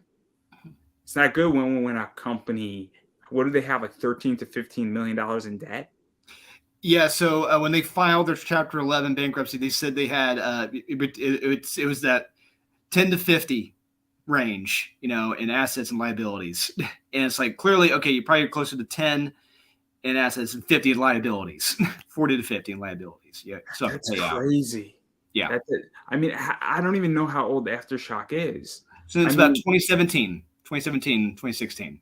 When it came in. Man, to have 50 million in liabilities for a company that's what, 6 years old? Yeah, 7 years old. They invested heavily into media, into TV, and so you look at the companies they owe money to, and a printer. They owe $400,000 to a printer in Canada. On top of that, so they have, and on top of all the creators that they still owe money to, tens of thousands of dollars to creators they still owe money to. It's ridiculous. So I mean, did Aftershock do We Live? Yes. I like that book. I like that book. And I got lucky with that book. I paid good money for my copy, and it's worth a good chunk. And it's an awesome, like the original, the trifold one. It's yes. Awesome. And the one brother, one of the Miranda brothers, they still owe like $15,000 to. That's crazy. That's crazy because I don't know anything about this story. I mean, but then again, I've been following. That's cool. That's cool. One of the guys just finished the conversation between me and Tyler yesterday. Cool. Fascinating thing, but we're gonna get to that too because I'm curious how you feel about that. Really, I mean that's an honest interview out of me. Really, really just not giving a damn about anybody or anything in that interview. Just laying it all out. But that's crazy. I don't even understand how somebody can burn through $50 million in 6 years. I have a hard time burning through $100 in a day. Yeah, they just kept, like I said, they just kept doubling, tripling down, and taking out loans, whatever. And I guess eventually the creditors, people they owe money to, they're like, all right, time to pay up. What you got? And they didn't have it. Oh man, see, it's crazy. I don't even know what's going to happen with them because I mean, my understanding is they filed Chapter 11. They've said they're going to do some restructuring, and at this point, they're going to try to pay out. It's how eventually it goes to the big people first, the most money to, and then down to the smallest people. So the artists will probably get paid out in probably a few years, hopefully. But it's going to be like the printers and like TBS, CNN. They owe the millions of dollars to. They're going to have to pay first. That's crazy because, I mean, what's even going to happen to their IPs? Because I don't know if Aftershock is a company that owns the IP or... That's another good question because I do know, for example, like Graham Nolan, he had it's Girls of Dimension 13, I think. But I think that's the name of the title. Graham Nolan... They're planning up doing like a fire sale of this stuff, of the properties, to make money off of it. And probably offering it to the creators first. Like, hey, do you want your property back? Here, this could be this much. Graham Nolan is Bane, right? If I'm not mistaken. What's that? Graham Nolan. Is Graham Nolan with Chuck Dixon did Nightfall? Yes. I'm just making sure because I know the name and just it's been a while since I've heard it and I love Bane. Bane. But yeah, no, that's crazy. That's crazy. But even still, I mean, because I know what happened that Charlton went down, and then I think Marvel and DC bought certain characters and rights, and then I know other characters just became public domain. But that's interesting. What's going to happen with the IPs? Because when a company goes down, I mean, when a company like Image, I think you own your IPs, from my understanding. Yes, Image does not own anything. Yes, unless it was specifically where Image owns it. I think Image owns certain things. But I don't think owns the logo. I think the Image, yeah. They might own the logo, and then there might be certain things that they own in their Image universe. Mm-hmm. I think Image owns a few characters, but nothing major. No. Nothing major. But it's neither here nor there. But the idea is that if you can leave Image, or if Image went bankrupt, Kirkman would have The Walking Dead, and he can do whatever the hell he wants to do with it to a degree. I think obviously there's probably parameters on it, but that's something that I think is really, really interesting. And obviously, I mean, they filed Chapter 11, from my understanding, to buy themselves time to breathe. And I'm not a lawyer, so that's Marvel, or which we're talking Aftershock.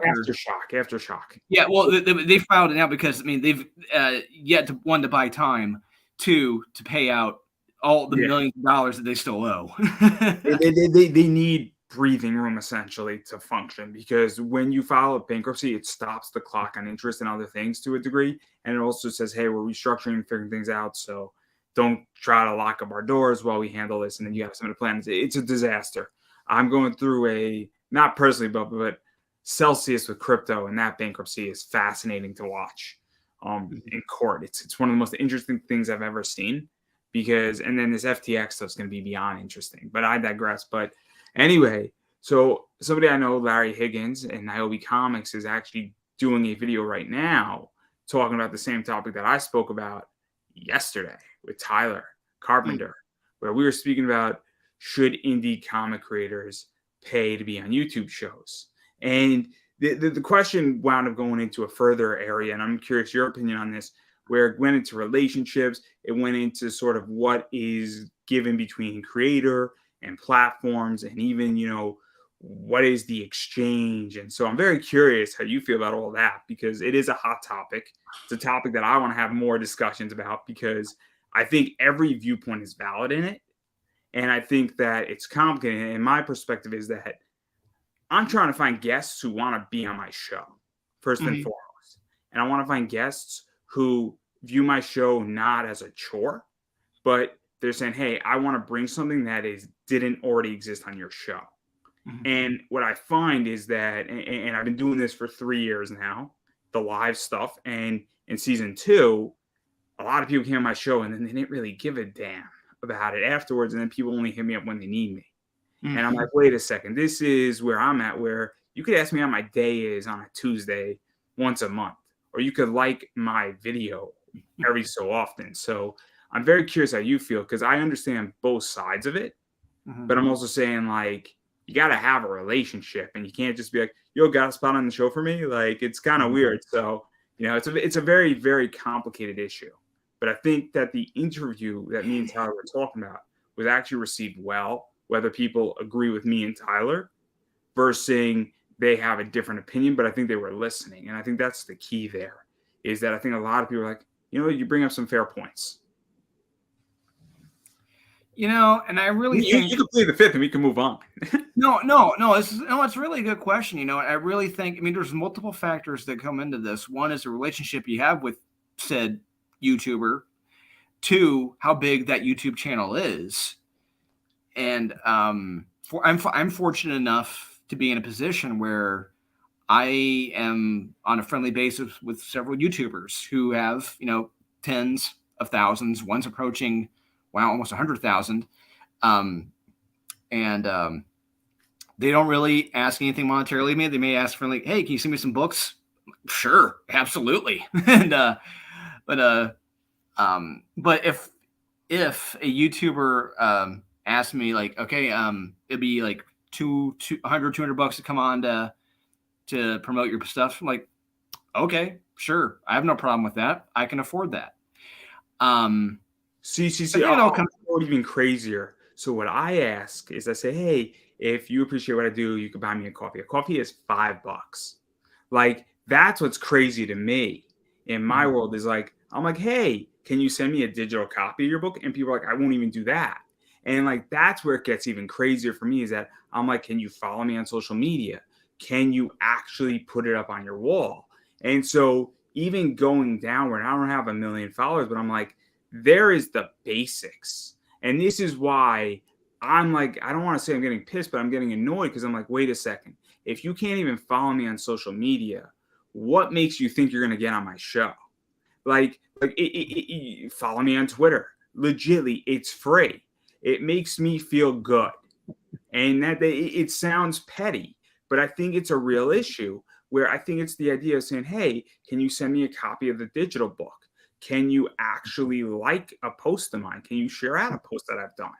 You know, can you join my Facebook group? Can you, like an Instagram post I did? Hey, I'm in this podcast competition. Can you vote for me? Like, all that stuff matters, because if you, and again, it's relationship building. I think it's a really complicated issue. And I don't even think it's so much money. I think it's the idea that also, like, people don't even bother to hit me up. And they're like, hey, my Kickstarter's launching in a day. Can I get on your show? And I'm like, not really. and I have openings, but I'm like, you got to realize that you're not moving the needle, because this is where I'm really confused now. What is the relationship supposed to be between a guest and an interviewer? Right? Because the way I see it, and this is the argument people make, is that you're bringing me content when you come on my show. I'm bringing you my platform. You have an audience. I have an audience. My audience is not your audience, because my audience is a little bit more diverse, and your audience is not mine. But then again, if you're not an entertaining guest, I mean, do you have an obligation, if you're coming on my show, to be entertaining or be engaged with me? And that's where this gets tricky. And I don't know what the rules are anymore, because I've had every guest on my show, and not maybe 3 weeks ago, I had a guest who did not want to be there, but he paid a publicist to be there. I'm like, what the fuck? It was mind-boggling to me that you paid a publicist and you came on my show. I'm not getting paid. You paid somebody else to book me, and mind-boggling. And I'm like, why did you want to be here? So I'm very confused, and I think that me and Tyler Carpenter sparked a conversation, and obviously Larry Higgins is now doing it with his crew, and they're having a conversation about this. And I think it's a very interesting conversation that's now occurring, and I think it's a good one. I really do. Yeah, and you brought up an interesting point, where it's like, if, like, let's say my book Born of Blood didn't match your audience, yet I wanted to promote on your channel. It's like, okay, his book is not anywhere near what my audience likes, whatever. But it's like, that's where, like, some money, coming on my channel, taking up that time, which could be talking about something else that my audience would offset that. I think that's where maybe, money, a monetary exchange would come in handy.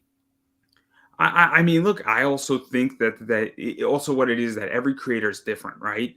So if you're brand new, and you have a proven track record, and you have no connections in indie comics, and I have connections, and obviously I can introduce you to somebody, that's the other thing too, is that it's access sometimes. And this is where it is. And so, it is. And also, look, this is what me and Tyler were talking about, and it's in the interview. It's great. And what he said, and what I even said too, is that we think what's going to happen in the next 5 to 10 years is that all of these creators are going to start charging money. So you're going to have an Ethan Van Sciver, EVS. He's like, you want to come on my channel? It's $500 for an hour. And all of a sudden, wow, I think people are going to say, what is a cover's $500, or me going on Ethan for my Kickstarter for a launch party is $500. Maybe I'll just have 4 covers, not 5. And all of a sudden, Ethan has, I don't know how many subscribers Ethan has, and I don't have any issue with Ethan one way or the other. I don't know anything about Ethan, to be quite honest, beyond the fact that he used to work for DC and he has Cyberfrock. So I have nothing good or bad to say about him, but except I do think his action figures are pretty cool. I must say those things look pretty cool. They're like 80s toys. But anyway, I digress. My whole thing is that, that's where I think it's going. And then I think what's going to happen, and this is just my thoughts, is that somebody who then only has 1,000 might only charge $10. And I think it's becoming pay to play. And I think it's going down that direction. And it's not going to be expensive, or it's going to be free for the viewer.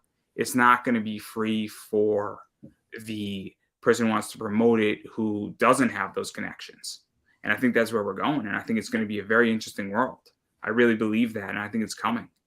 Yeah. Bob Dylan said the times are changing, and they really are. I mean, I was talking to someone high up who's worked, in various multimedia platforms, and we both said, the traditional methods, traditional routes of getting things done, it's pretty much gone. And I mean, we even said the Marvel or DC that we would have wanted to work for, that's gone. Those companies no longer exist. And we're kind of forging our own destinies by doing this. And I like this route I'm taking. Yeah, look, I mean, I'm a strong believer that I mean, look, I don't think that Disney's woke. I don't. I don't think that Warner Brothers Discovery is woke. I think portions of them are. I really do. I think there are issues with certain elements of those companies. Yes, I absolutely. Yeah. I think Disney, if you're looking for stocks, I think Disney is a winner in the long run. I think Warner Brothers Discovery is a winner in the long run. I think Paramount, I think Comcast are all winners because right now media has been beaten up in the last 6 quarters or the last year and a half. So honestly, media companies have never been cheaper. I am a strong believer in IDW. People have been criticizing IDW, and I think there is billions of dollars in IDW to be made in their stock. There's billions. Yeah, well, yeah. I mean, and they are potentially one of the few companies I've been hearing that could be doing some type of restructuring, but we'll see what happens.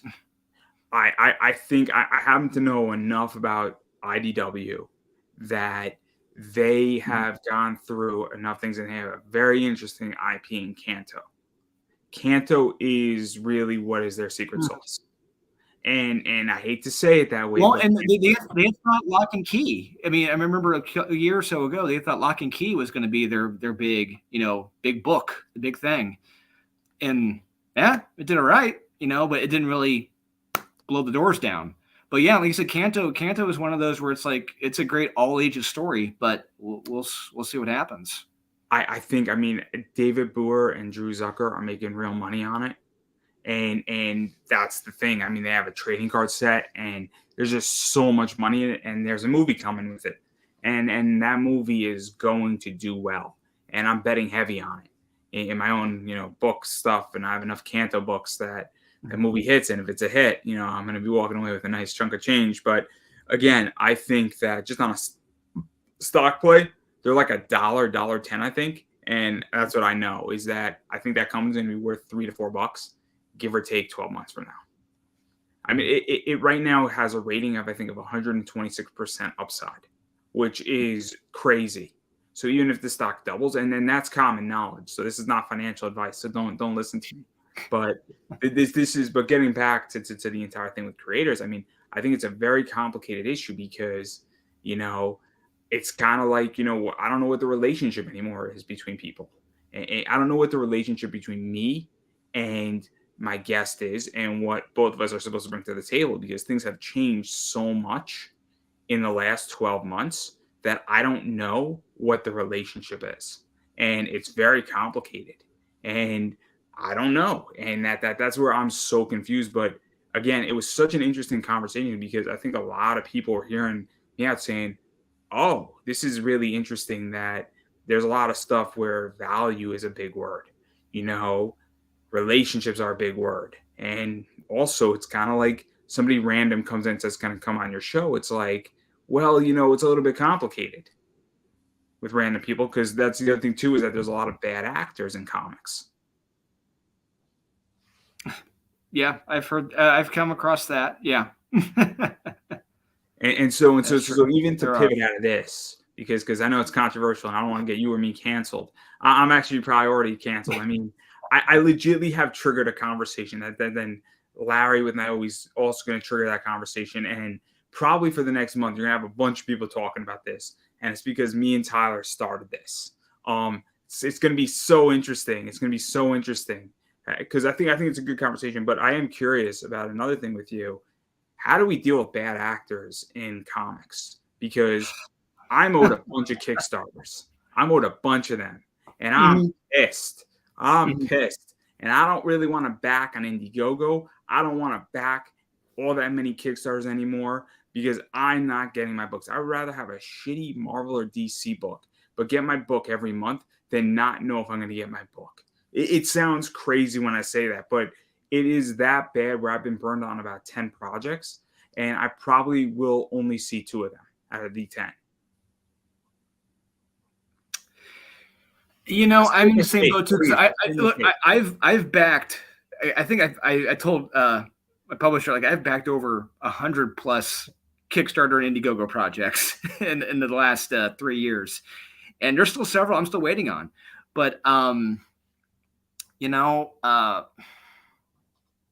it's difficult. If it's someone who is like habitual with doing that, I think someone high up needs to tell them like, hey, until you fulfill on this first one, you can't do these, But if it's like it's a big creator, it's their first time, that's fine. They're figuring things out. They're gonna hopefully maybe eventually get it figured out. But it's tricky. It's very tricky with how it is. This is my issue, right? Because I think Kickstarter has created part of the problem. I think they're partially responsible. On Kickstarter right now, and I know that a lot of people benefit from this, is that if you are a proven creator and you have a track record, you can start one after a while once your first one is all filled or marked, or it's over and maybe it's not fulfilled, or I don't know the exact rule, but somehow you don't have to ship it out, but you can start another one. And I think to some degree that's good, because if you have 4 or 5 titles and you don't want to have to be held up. And I get that because it's real money, especially when you're doing $30,000, $40,000, $50,000 campaigns. But when you are at a point where you are maybe you're on your 4th one and you just did a $3,000 campaign, you wind up getting into a money trap, I feel. And this is where I think this is sort of the house of cards is going to fall. Is when you have small creators who really can't manage the debt, and they needed $5,000 on their first campaign. They run their second one 3 weeks later, they raise another $5,000, and then they use the money from both of them to get the first one done, and then they're now in a Ponzi scheme almost cycle. But then they don't do well on Kickstarter number 5. That doesn't fund 4. That doesn't fund 3. Just paying for the next price. Yeah, I don't want to speak out of turn. It's a very difficult subject. It's a very tricky subject, and like you said, but if I will say, in my opinion, that if you have not fulfilled on,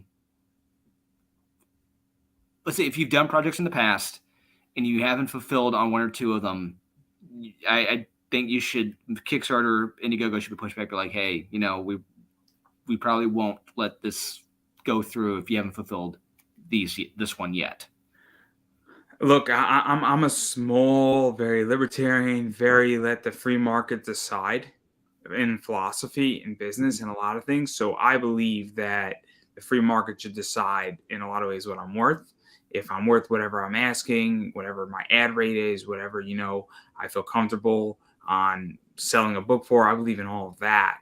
But I also believe that the free market sometimes needs some bumpers. And I feel that with Kickstarter, and in particular, what's happened with a bunch of projects and a bunch of big ones, I think that there needs to be some, saying, hey, look, you haven't fulfilled, and it's $150,000 project. Like, this is a lot of money to run away with the ball. You need to get this going. And if it's like $1,000, nobody can live on $1,000. But if you just did $300,000 on a project, I mean, if you run away with $300,000, it's a lot of money to run away with. And that's where I think it also gets tricky too, is that the more money you raise, I think there should be bigger standards. If you raise $5 million, like Brandon Sanderson, he raised $50 million. Kickstarter better be on his tail a little bit, because you could run away. He could disappear to an island and never be found and live on $50 million for the rest of his life happy. I don't think he will. I don't think he's that type of guy. I don't know him. But that thought has to cross somebody's mind. I don't think I'm speaking out of turn. No. I would think, the more money that's raised, the more money that's you said, once you cross 6 figures and get maybe potentially 7 figures, it's like, okay, there should be a bigger microscope on this. Let's make sure everything's being fulfilled first. Because like you said, that's a lot of money, and potentially a lot of backers too. And yeah, you want to make sure the ball doesn't get dropped. And so that's just how I feel. And again, I'm not a big government guy. I don't. No, neither am I. Look at what happened with Mike Barron on Kickstarter. But yeah,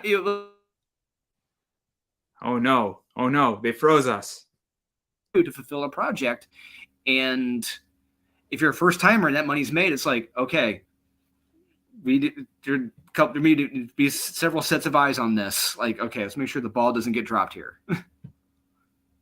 Yeah, no, I mean, look, I just fulfilled the project on Kickstarter for the show, and I'm a first-time creator, and I was very diligent, and there are people who still need their stuff, and I'm like, hey, look, I get it, your book's not done, and things happen, but whenever you need it, just let me know, and I'll get you on. But I'm not running something else until that is fulfilled, and I think it's very, very complicated, and I think it's going to be very interesting what happens, and so, but I definitely have issues where I'm at a stage where I'm like, I would rather have a bad DC comic because I want a comic. And it sounds crazy because when you've been burned on hundreds of dollars, if not thousands, I don't think my thought process is wrong. I don't. And the reason why is that if I can only be fooled so many times before I change my behavior. Yeah, but I will say I'm in a position where I've read enough stuff from DC and Marvel recently where I am more willing to wait a year, 2 years for a creator to finish their book through Indiegogo or Kickstarter than to read another DC or Marvel book. I do know the quality will be better. There's a certain creator I'm waiting for him to fulfill on because I know automatically his quality, his storytelling, his craft is going to be well worth the wait compared to what I'll be getting from DC or Marvel more often than not, 9 times out of 10. Yeah, no. Hey, that's my opinion. And hey, look, I would love to keep chatting. I got to be up at 5 a.m. for my big boy job. Thanks for having me on, man. This was fun. And I wish it was like a Friday night I could be able to talk longer. Oh yeah. We're going to talk next Wednesday, so it'll be fine. I'm probably going to head also to sleep because obviously it's a weird time of the year. But before you go, where can people find you, bother you, hit you up? In the meanwhile, if everybody's going to see this at some point, hopefully. Yeah, so you can find me on Facebook. I'm Dolan Waddick. Let's see what my exact profile name. It is, Dolan Waddick on Facebook, and I am Dolan_Waddick on Instagram. You can find me there. I'm always posting small videos, cover art, maybe interior art at some points. I'm always putting out my art on my social media. That is all I am ever doing. Well, this was improv. Obviously, I just hit you up, and I'm glad you joined, and I'm glad that you came. And obviously, it's a hot topic, and we're not shying away from controversial things anymore. And if I get you in trouble, I'm sorry, everybody. But that's the new way we're doing things. So, but I don't want to keep you, and I'm going to finish up without you. But he's coming on in a week, so we're going to have a fun conversation then, and we're going to talk about Born of Blood and a bunch of other stuff and what he has in store and more information. And I will actually read issue 4, which I think is coming out that day, right? It's funny you mentioned that. Funnily enough, I messaged my publisher and editor in chief. Like, wait a minute, because it looked like the in-store date got pushed back a month, which is unfortunate, to January. So I'm trying to get some clarification on that because last I checked, it was supposed to be next week. We can punt if we need to. I'm more than happy. I'll find out. Hopefully I'll find out tomorrow. And I'll let you know what happened there. But yeah, because other YouTubers are saying like they're waiting for this book. They can't wait to read it next week. And I see January. Oh, you just froze. Down a month? What'd you say? You just froze for like 30 seconds. Oh, sorry. I said, what did I say? You were talking about how that it was supposed to come out next week, but now it got pushed back a month. Yes. Yeah. So I checked and it was supposed to be next week. And there were other YouTubers who were saying like they couldn't wait to read it. It was on their must-read list for next week. And I go check on Lunar and it says the release date in store is January 24th. I need to figure out what's going on now. Yeah. If we need to punt, we'll punt. It's not a big deal. Okay. But yeah, because it makes sense for us to do it closer anyway. If it's coming out, we could talk about Born of Blood 3. We could talk about that. We could talk about Born of Blood. That works too. It's totally up to you. I'm fine either way. It's your Okay. call. It's not a big deal to me because honestly, it's a Mhm. dead week either way, and it doesn't affect me. But neither here nor there. But I don't want to keep you from doing what you got to do, and yeah. So super fun to have you on. Obviously, thankfully, Chris Brown also came on, and yeah, I'm just gonna let you get out of here, and I'm also gonna be going to bed soon too. So obviously, for my big boy job too. So I Yeah. feel you. I'm up at 6, so you beat me by an hour. Yeah. Thanks again. It was a pleasure being on here. Thank you. Anytime. See you. Later. So I'm going to wrap up. Obviously, I'm just going to wrap up here. I appreciate everybody watching. A lot of cool stuff's going on. A lot of people are doing some interesting things out there. Obviously, I sparked a conversation with my friend Tyler Carpenter about should, podcasts and YouTubers charge for an interview. And it's a fascinating conversation. Obviously, a bunch of people are having this conversation. I find it interesting that we're having this conversation. The interview sparked it, yet I'm not invited into these discussions and having this. And that's cool though. But obviously, I thoroughly enjoyed my conversation with Tyler. And I think it's a good conversation. I think it's a good topic. I think it's an excellent thing to talk about. And obviously, there's a lot of discussions and a lot of things that are thrown out there. And the worlds are changing, if you will. So this is going to be interesting. I'm going to post that up there. And yeah, so but it's fun to be a spark of something. Me and Tyler did something very interesting, and I have a feeling a lot of people are going to be talking about us and what we did because it's a good conversation. Whether you agree with me, disagree with me, but instead of just disagreeing with me, let's have a conversation about it because I think that's the key, and I think it's going to be awesome to do that. So obviously, that's where I'm at. For those who are interested in following me and checking me out and doing everything that I do. Obviously, it started out as Card Club, and then it became a hangout, which is always how things go sometimes in life. But all things beyond that, my social media is Pop Anime Comics on Twitter, Pop Anime Comics on Instagram, Pop Anime Comics on Facebook. If I didn't already mention that, I got Twitter, Pop Anime Comics, Facebook. That I got Indie Comic Connect, that was a Facebook group. And yeah, that's pretty much everything I got. YouTube is Pop Anime Comics, a lot of interviews. The interview if you're looking for is with Tyler Carpenter on Draw and Talk. And so that's something that's very cool. And yeah, so that's where we're at with everything. And yeah, so thank you for hanging out. Thank you for everybody checking out. Thank you for, I can't say your name, ET5, I want to say, or HT5. I don't know how to say your name. I apologize if I get your name wrong, but thanks for sticking around for a while and having a good conversation. He threw a nice chat up there. I'll just say this. He threw this up there that said, hey, I finished listening to the topic. It's a really great conversation between you and Tyler. And again, I think it was an amazing conversation and we had a blast. And it was one of those things that was fun. So obviously, thanks everybody for watching, and I will catch you in the next one. Later, everybody.